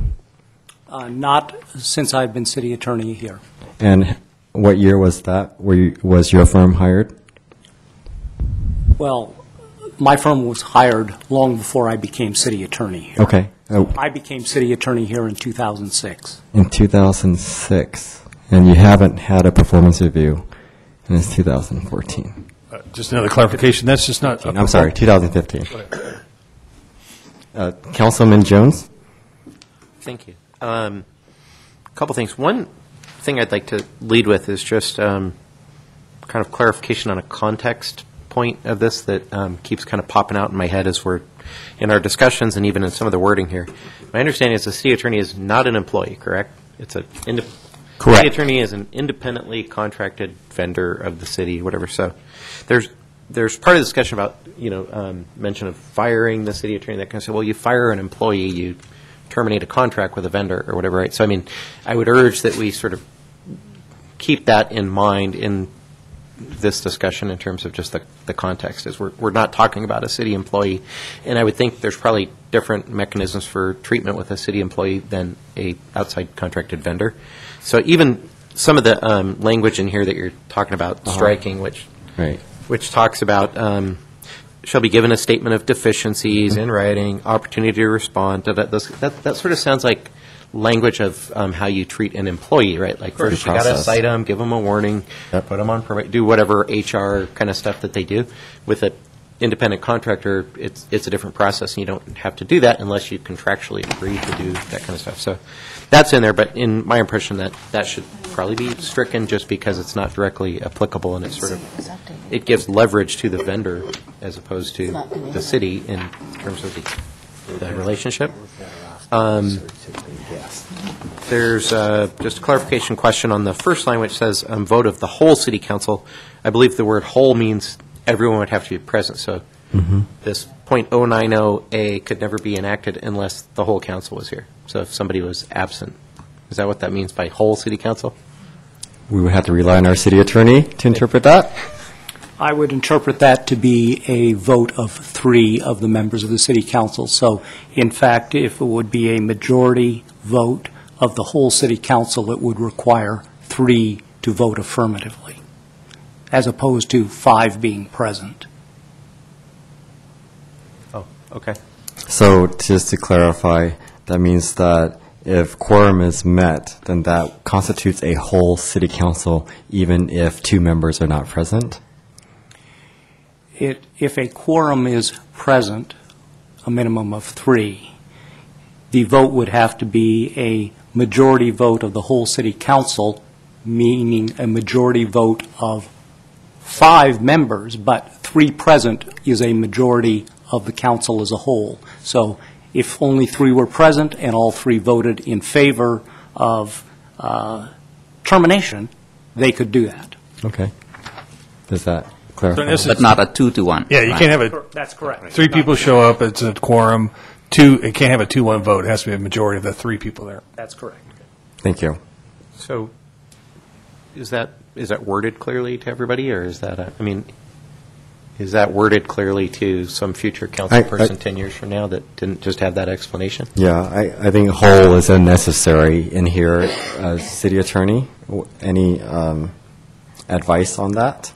It could be easily clarified to specify that it would need to be at least a minimum of 3 affirmative votes of the city council to address removal.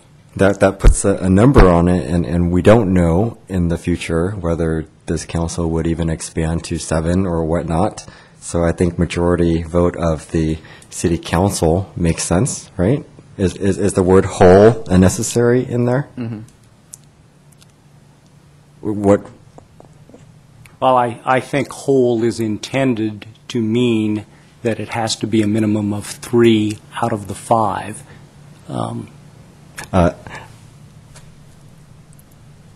I think I'm not making myself clear. Let me clarify. So here it says majority vote.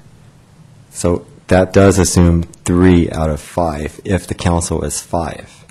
But this is a code. This is something that's in place, not just to apply to this council, but to future councils. And I'm looking at, not putting any kind of numerical on here so that it can still be applicable. City Manager? Mr. Mayor, I think the point that's trying to be made is by using language whole is to avoid creating a situation where you simply have a quorum and the measure is passed by a majority of that quorum. Right. As opposed to the majority of the full council. Okay. And it's legal terminology. Okay.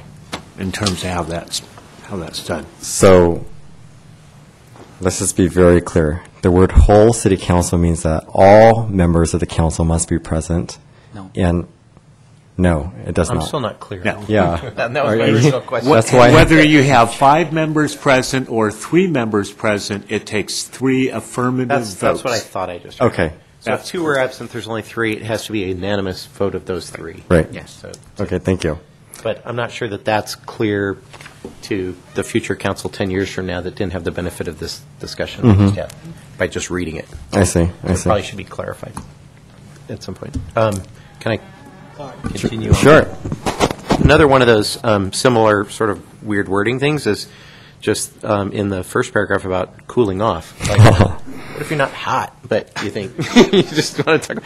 You know what I mean? It's like, but the fact that the words cooling off are in there would imply that at the time this was enacted, there was something going on and there was some, that kind of thing, right? Yeah.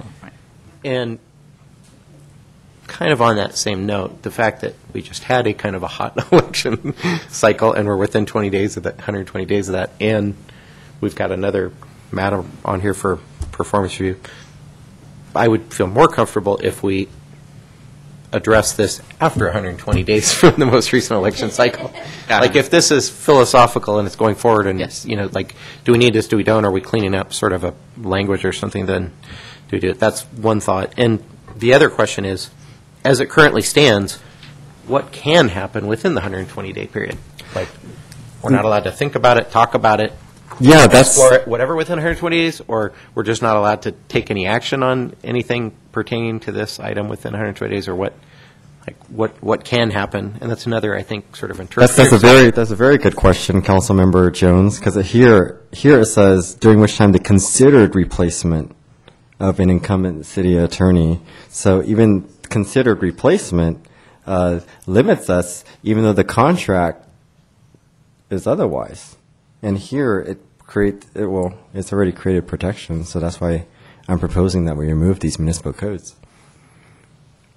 Well, keep in mind that protection here is not necessarily mean protection a person, a contractor, or an employee, right?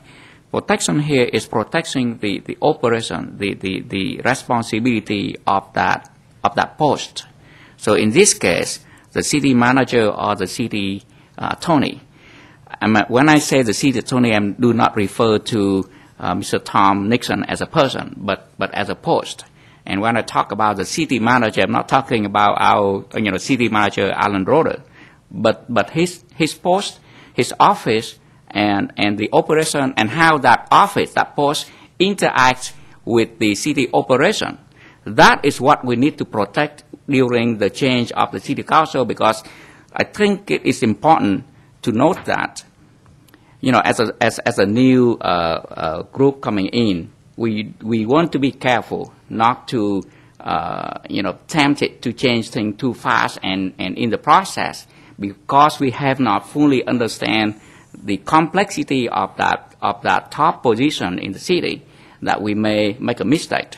Now, I work a lot with the state agency, and during the past 20 plus years, I saw changing in the governors, but yet the governor never changed or fire or replace the top deputy commissioner of those departments. It usually takes at least 6 months for him to change the department heads of various agencies. Now, of course, his cabinet, the day he sworn in, he will change his chief of staff. Of course, all of the staff that work for him will be changed. But the department head, where the operation of the state would be to provide service to the resident of the state of California. If he changed that within the first month, it will be very difficult to maintain, the continuity and the stability for that department to continue to provide the services to the resident. And I believe the intent of this here is to maintain at least, the continuity and the stability of the city, while given the council the time to clearly understand, what's going on in the city and make change if it is necessary. As a city councilman that was elected last November, I have so many things that I need to learn about our city. I cannot absorb things fast enough to cast my vote and make changes at the top level. And if I was forced, I could make a good decision and right decision. But at other time, because I have not understand clearly what's going on, I could make a mistake. And so I believe this provision is to protect the city, not the city manager, nor the city attorney. And I think it's important to keep that in perspective. Thank you, Councilmember Bowie. I want to be very clear. This is, again, what Councilmember Jones has said. This is not a staff position. This is not an employee position. This is not a director position. This is not a position that affects the operations of our city.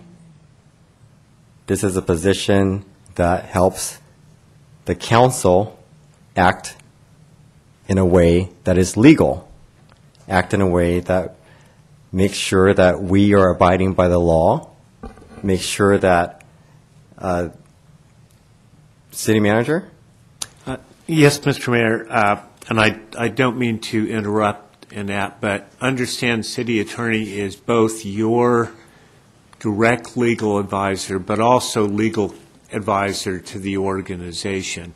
And I wanted to make sure that was clear, that we rely on them for literally day-to-day advisement on much of the city's work. So they do serve that dual function. Mm-hmm. And I just thought it was important to have that clarified. Thank you. And do we hire or do we have contracts with other firms for other issues? Or are we only represented by one firm? We do have other legal services. So we do have other legal services to provide legal services for other matters that we have in the city. So this municipal code and how it says considered replacement basically, from my understanding, means that we really can't even talk about putting together an RFP if we wanted to consider it, which is a process that would take quite some time until after this cooling off period of 120 days. So if we want to revisit this, I'd be more than happy to. It sounds like we're not ready to move forward with anything. So I'd like to direct our staff and our city attorney if we would like to continue on and collect the comments here to see if we can come up with something at a future council meeting to further discuss this. And I think we also need to do a comprehensive review of some of the codes on the books that have no relevance and that we don't know why they were put in and how they serve or do not serve our city. So that's one question I'd like to ask is for staff to try and give us any other insight on where did this come from and who implemented this and why and what was going on. To give a little historical perspective on it, for one. And then conceptually, just to your point, it's interesting because Anaheim did some updates to their planning codes several years back, and it was sort of funny what they found because as they dug through these old codes, they found, and they actually made light of this at the time and joked about themselves on it. But, I mean, there was stuff in their code that says you're not allowed to walk your cattle down the middle of the street during certain hours of the day and stuff like that. And you look at it now and you say, what? So, I mean, I'm sure we have stuff in our code that could be scrubbed and could be modernized. I could see room for improvement here. My recommendation would be let's revisit this after 120 days so that there's no implication that we're trying to do it within that period of time because we're not cooled off or whatever, right? Like, if we had a rule at the house that you can't eat cookies before dinner, and my 6-year-old tried to bring that up before dinner, I'd probably have a different conversation than if you brought it up after dinner and he was asking the same question or something, you know. Okay. So I guess we're going to table this item. And item 7C, appointments to public agencies and city council committees. Mr. Mayor and City Council, this is the date and time for the council to consider its appointments to a variety of committees and commissions, both those of the council with respect to the appointment of the audit committee from among your membership, as well as those appointments to various regional agencies. For members of the public, I think it's important to understand that as these elected officials serve you in these council chambers and in the course of the day-to-day activities of the city, they also serve in a variety of other capacities as representatives of the people of Garden Grove. Those range from the Association of California Cities Orange County, OCTA appointment, which Mayor Pro Tem Jones is currently serving on, and a whole host of other agencies that do affect the lives of the people in this community, and this City Council and its representatives serve on those boards.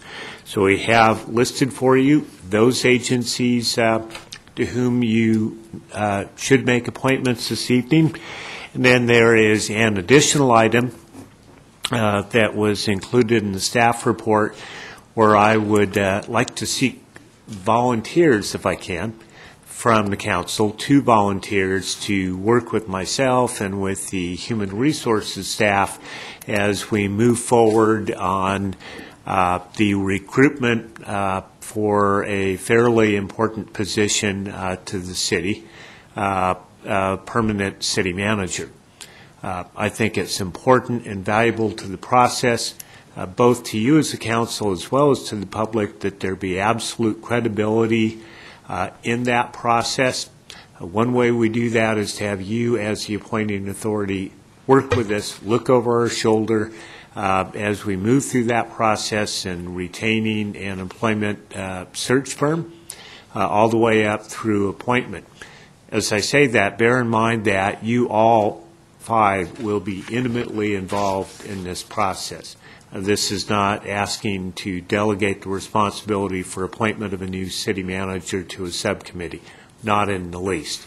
This is to walk through the process as we get to the point where we have top candidates, and we include all of you in that process. So with that, I'd be happy to answer any questions members of the council may have. Thank you, Mr. City Manager. So we have a few things here.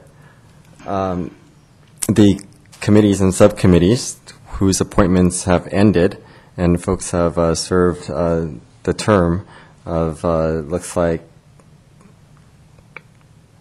2 years for all of these except for the Orange County Vector Control District, which goes until January 2nd, 2017, and also the Standing Committee, the Audit Committee, and we're calling for volunteers to participate in oversight and engagement with the interim city manager in the search for a permanent city manager.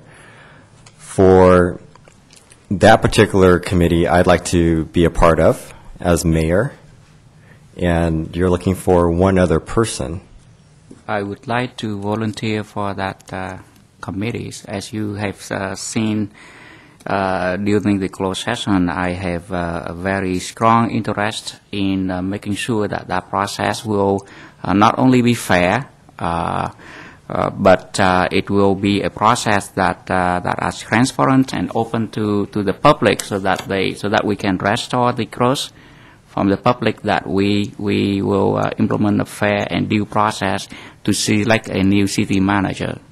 So if I would have the support from my colleagues, I would be very happy to, do a diligent work to make sure that we accomplish that. If I can speak.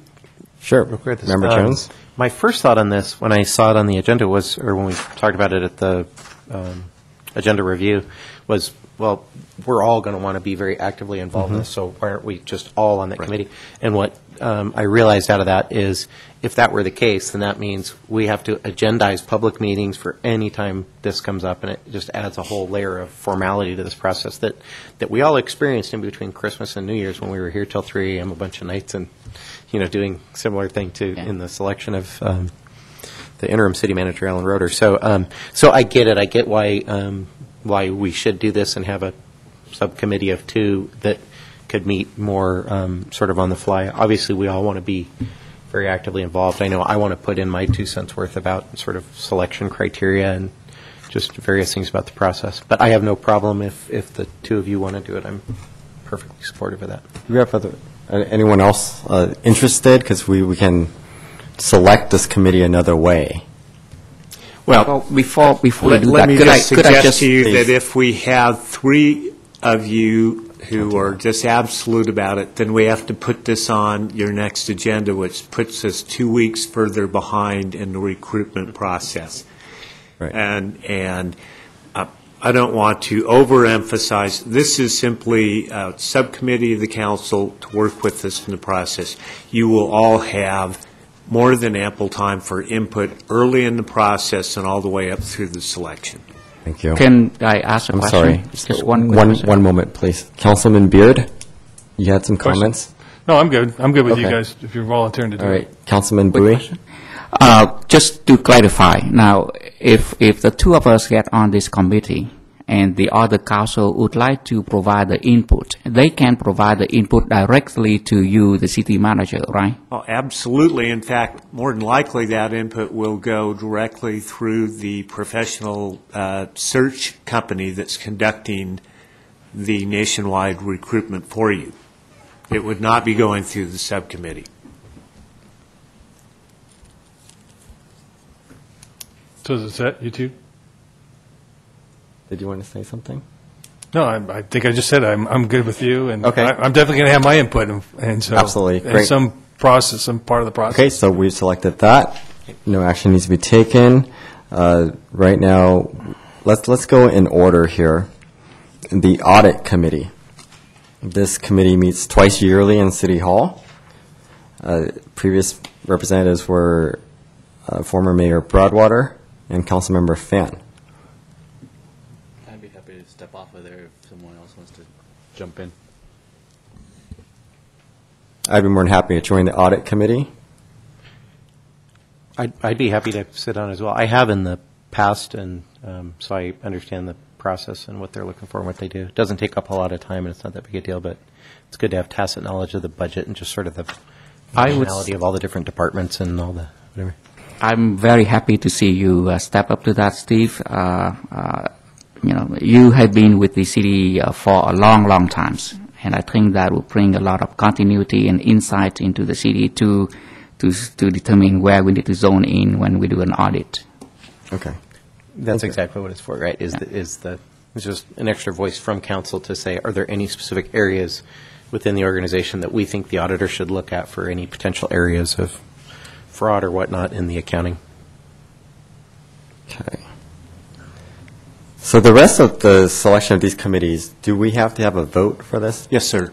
Okay. So let's see. The first one is the Association of California Cities, Orange County. We had Representative Member Steve Jones serve for 2 years on that. Yeah, I've been active with that organization, but I welcome other council members to get involved. It's like I felt like I'm kind of the only one that's really gone actively. Although, no, I've seen other people show up to different meetings and so forth. But if And this doesn't prevent any one of it us doesn't, just it participating. doesn't at all. I actively serve on their. Do they have alternates board. set? It's not like that. Okay. It's just this is our own technicality from the city standpoint. We're a member. We pay membership dues, and we're a member of that organization, as with League of Cities, and any one of us could sort of officially serve in that capacity as the rep for the city. So if Councilmember Bowie, for example, would have an interest in getting more involved. I know I've seen you at some of Yes. the, like the holiday event and that kind of stuff, then I would you like to as I serve? said, nominate you if you're interested in. Sure, I'm interested in, and I think this ACCOC would need input from from a person with a lot of business expertise like I have, so that we can help the association to create more business and economic growth for our county and for our cities. Great. If we don't have any nominations for that, you're the guy. Okay, next. NorthNet Fire Training Joint Powers Authority. And this meets quarterly on the third Wednesday of January, April, July, and October at 8 a.m. Current representative, member Chris Beard, and alternate was former Councilmember Nguyen. Yeah, Dina Nguyen, that is. My preference is to continue on. In fact, we're meeting tomorrow to go over some remodels in that particular facility. I've developed some Facility expertise. over off of the 57 at Orangewood, right? Yes, Is that what that is? yes. Okay. And I'm very interested, I think I'm involved, and I'd like to continue serving on that if the council would so let me do so. Great. But we do need an alternate. Alternate. Member Jones? Member Beard? Member Bowie? Member Fan? The only reason why I'm staying quiet is because I don't know what happens in the next few weeks here, and if I happen to be back in the day's position and prosecuting cases, it could be hard. And I don't mean to skirt our city duties, but if I have a case to prosecute and court starts at 8, it's going to definitely get in the way of the prosecution. So just out of respect for both sides of what I do, I would like to defer and not be on that board. I'm more than happy to serve as an alternate. Volunteer for that, unless anyone else wants to. Okay.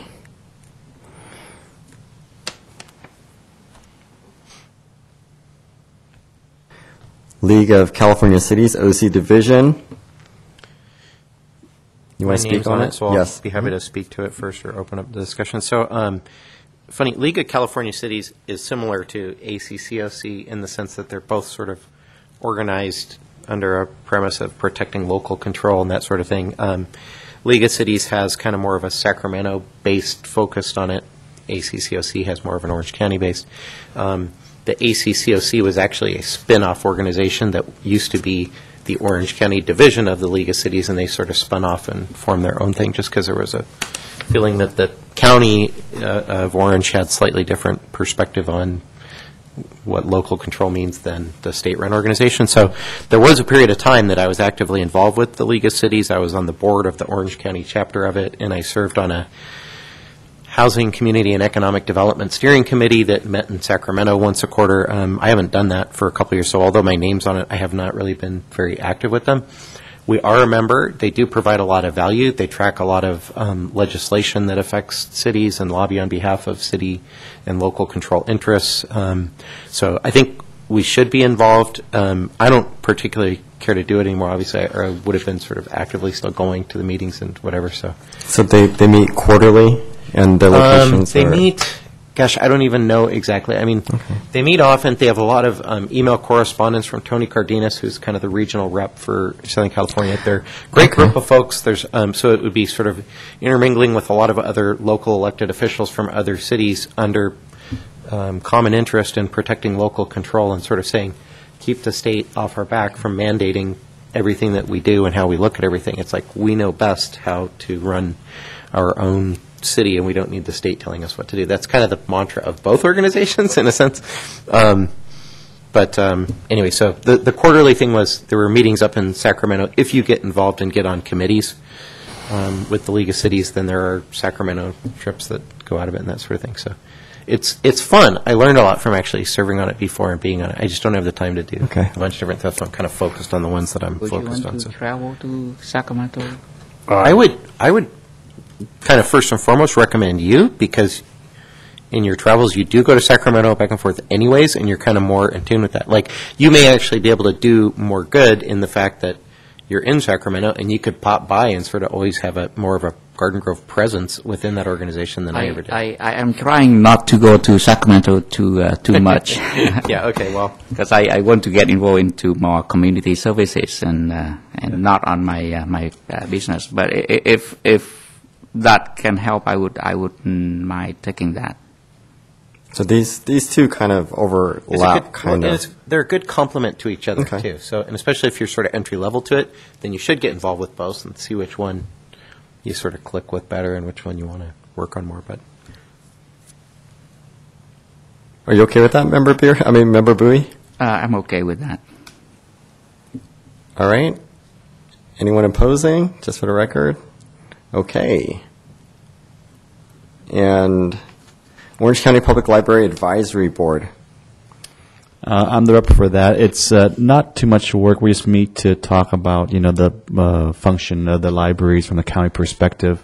I'd be more than happy to stay on that. It's later in the day, so I can adjust my schedule better.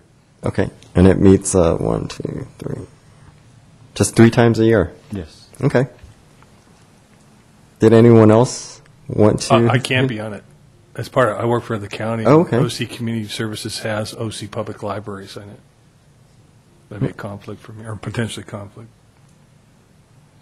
my guess is probably you would cover that one and be fine if it went to honor. I would kind of recommend you, and I'll tell you why. Sure. If you like this or not. But I served on it for a brief period of time, and I went to a couple of meetings. Mm-hmm. And not to get too deep into it, but philosophically, I think like our library system is a little stale and could use some updating. Like you're talking about New Century and getting everything wireless and internet and that kind of stuff. I don't read any paper books anymore. I do everything on my mobile devices and sort of online and on my iPhone and iPad or audiobooks and that sort of thing, right? And I think that the role of the library kind of fundamentally needs to change and get in the future. And that's a big change to make on that type of organization. This is like a bunch of kind Well, of... you have a lot of input to give. No, I don't want to try and take that on. You know, I mean, it's like not my... It is an alternate. You'd be an alternate to Councilmember Fan. Yeah. Would you like to do that? No, I'm not interested in it at all because it's just a... Any other members would like to be an alternate? Is. Okay, I'll be more than happy to be the alternate there. Okay, team effort, folks. All right. We have the Orange County Sanitation District, 700 forms. I'd like to suggest Steve. Steve, I think you should continue on. Sanitation I District. would like to continue on. I'm kind of deep into that one. I'm on Yeah, operations. I think you're doing a great job, so keep up the good work. Yeah. You're-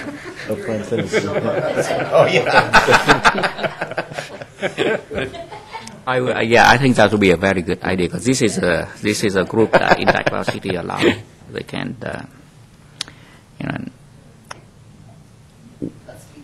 Okay, that's fine with me. And then we have a alternate position. I'm willing to do it unless somebody else wants it.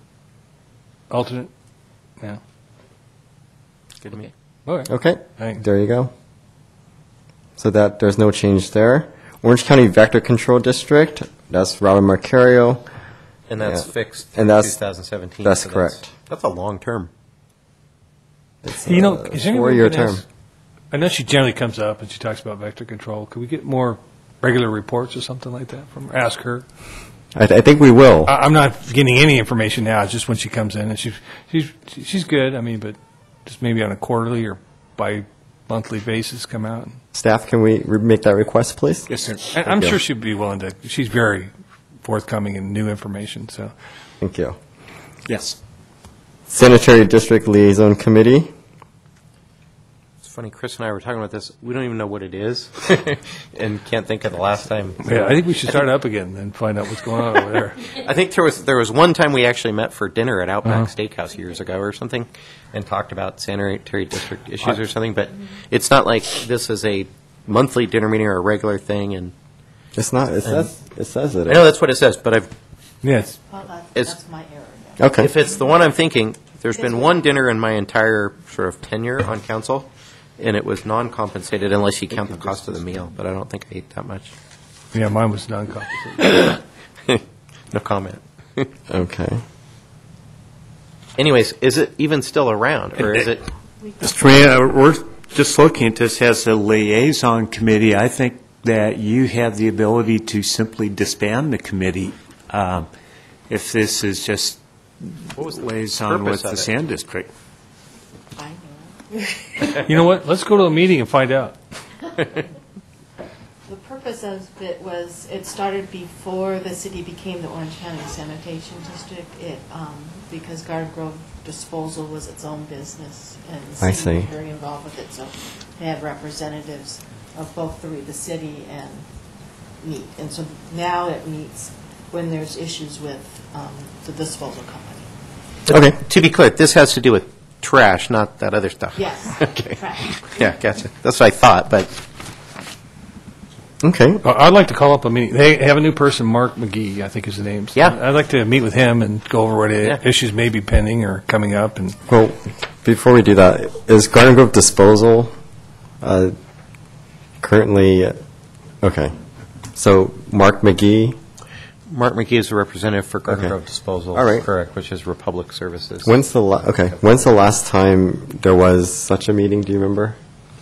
mine was about 2 years ago. It was 2 one years meeting. ago? Mr. So it could- Mayor? Yes. We called each of these associations and confirmed that they are wanting to stay. Okay. Even though this is a city, we called Public Works Department, and they still want to at least keep this committee in case it moves. Thank you. The only you. one time I ever remember having a formal dinner meeting with these guys, it was at Outback Steakhouse, was back when Les Jones was still around, so whenever that was. But I mean, that's been at least. And Dalton was the mayor when I was on it. Okay, so this takes two representatives, and our staff is telling us that they'd like us to continue liaising and be part of this committee. That is a word, yes. So I will volunteer myself to be one representative, and one of, Well, I have and, okay, Mr. Beard, is that okay with everybody? No objections? Hearing none, we're moving forward. All right. Santa Ana River Flood Protection Agency. This meets Thursday, wait. Those aren't fixed dates, are they, Madam Clerk? We found dates for this year to put in. Oh, wonderful. Great.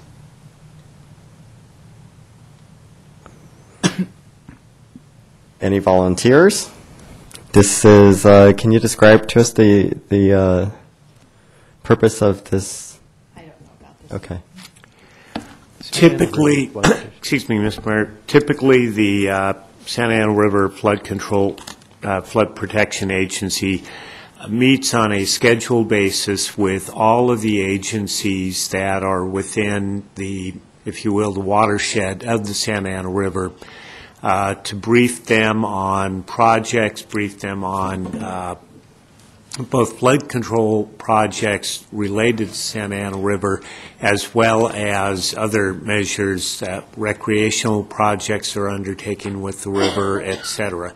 It is just simply a way to keep all of the potentially impacted agencies informed. Thank you. Any volunteers? Member Bowie. I couldn't because I have other meeting at 5 p.m. every Thursday with the Vietnamese American Federation. So I wouldn't be able to meet on Thursday on this. City Manager, is there a possibility to appoint a non-council member to this? Mr. Mayor, I honestly don't know, but should there not be a member of the council who has a burning desire to serve on this, I think we would be fine in continuing the matter. Let us check on that point, find out if you can appoint a non-elected member to that seat. Great, thank you. So let's move on to Southern California Association of Governments Regional General Assembly. Current representative, Member Fan. I'm on it, but I'm not too involved in what they do, to be honest with you. It could be my own dereliction, but I haven't received many emails or correspondence from this group. So I wouldn't mind staying on it and be more involved, but I can't opine exactly the details because I haven't received anything from them. So it sounds to me that this General Assembly... I'll give a little background Okay. on just what they are, because So SCAG is Southern California Association of Governments, and they're sort of a regional planning body that sort of looks at different planning-related issues on a regional level. They get, I don't know if all their funding, but they get a substantial amount of funding, like $1 million a year through OCTA, for example. They study things like bike master plan, like the use of the Pacific Electric right-of-way and other right-of-ways and stuff like that. So I know Michelle Martinez from Santa Ana is one of the board members of this organization, is actively involved in it, sort of used it. Garden Grove actually received a $200,000 grant from SCAG under an application that we called Pedals and Feet last year.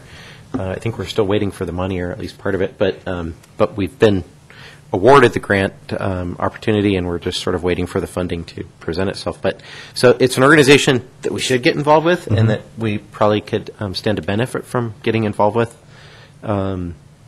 But that being said, I don't know that I have the time or energy to do it myself. So, but I think it's a very great organization, and could be very valuable to the city for us. And meets annually, so the commitment wouldn't be much. If it seems to me like they meet more than that, but I'm not sure exactly. Like I said, I've never gotten actively involved with them. I think they do meet more frequently than that, or they have different charrettes or different things that they do. Mr. Roeder? Mr. Mayor, they do meet more regularly with various committees and subcommittees, but the annual meeting is held once a year. But they do have activities going on year-round.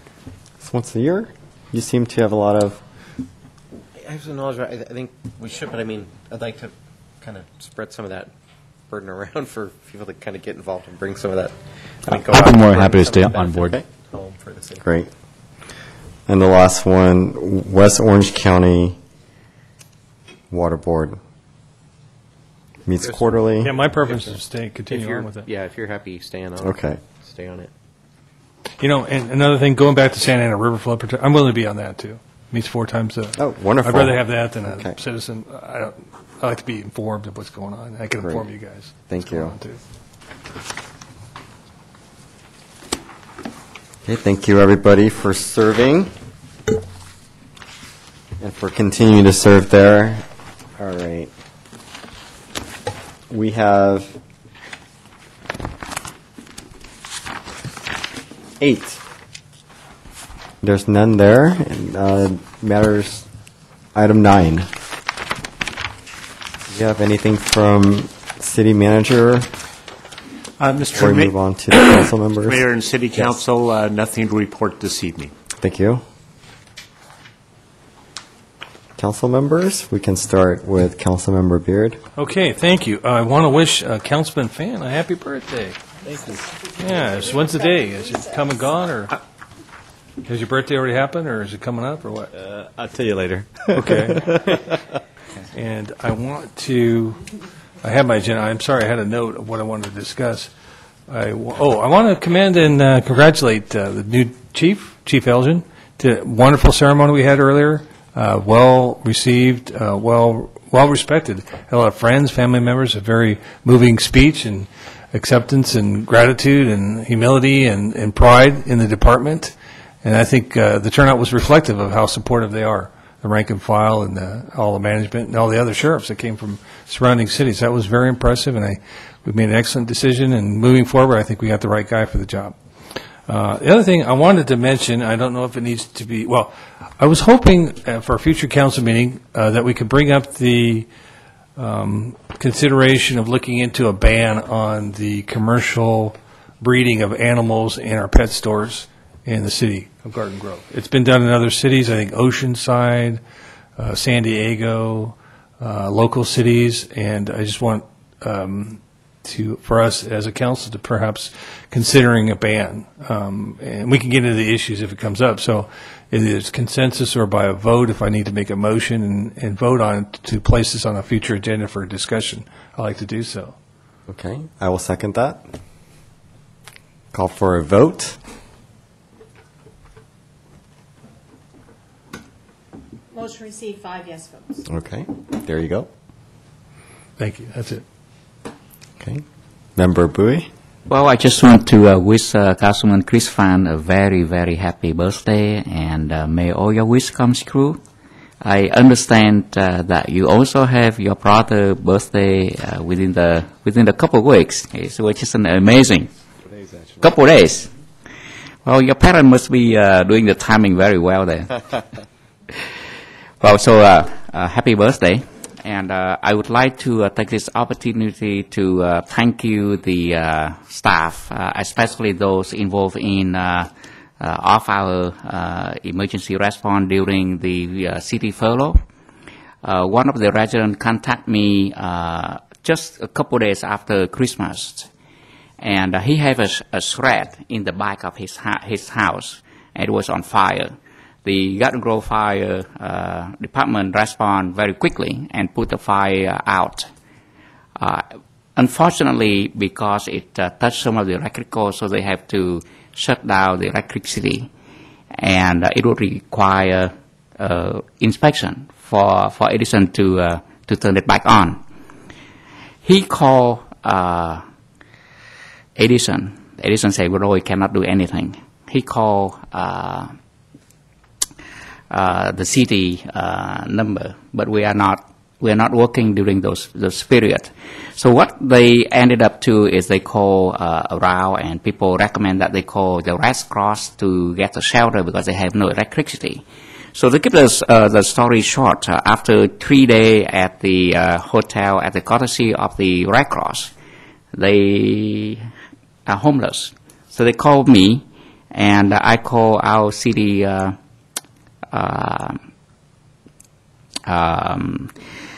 planning department head, Carl Hill, because that's the only cell phone that I have. And he directed me to call the police emergency number. And within a couple hours, the police department tried to locate the inspector on call for that day, and the electricity was restored. And for that, I was very amazed at how this worked. But also, I realized that how little information that I have, because I have to go through so many hoops to understand how the city operation work. We have a very good process, and we have a very good teams. It's just me that didn't know that as a new city council. So thank you very much to Susan and to the fire department and to the police department for doing a great job for our cities and for its residents. Member Fan? Yes, I'd like to congratulate again Chief Todd Elgin, our new police chief. Just a public service announcement this Saturday at 5 o'clock over at the Lions Club. There's a poker tournament to benefit the Miss Garden Grove Foundation. So if you know how to play poker, come on by. I'll be there, but I'll just donate because I don't know how to play poker. And that's all I got. Thanks, everybody. Mayor Pro Tem Jones? I have nothing to add, but thank you. Okay, I have a public service announcement, too, or invitation, actually, to the community. The Garden Grove Chamber of Commerce is hosting the State of the City on January 28th, and I believe ticket prices are $40. Okay, wonderful. Look forward to that and speaking to the community at that event. I want to sincerely thank our interim city manager for all of his work and dedication in helping our city and taking the post and allowing me an opportunity to meet with our staff and our directors. I really appreciate hearing from the people that are working in City Hall, that do the work, that are the experts that are serving our city. And I'm here to support the efforts in our city. And we have the staff who've been doing it well, and there's room to improve. And I'm open to listening. And I'm so happy to be able to meet with folks. And that's how I've been starting my day and also ending my day.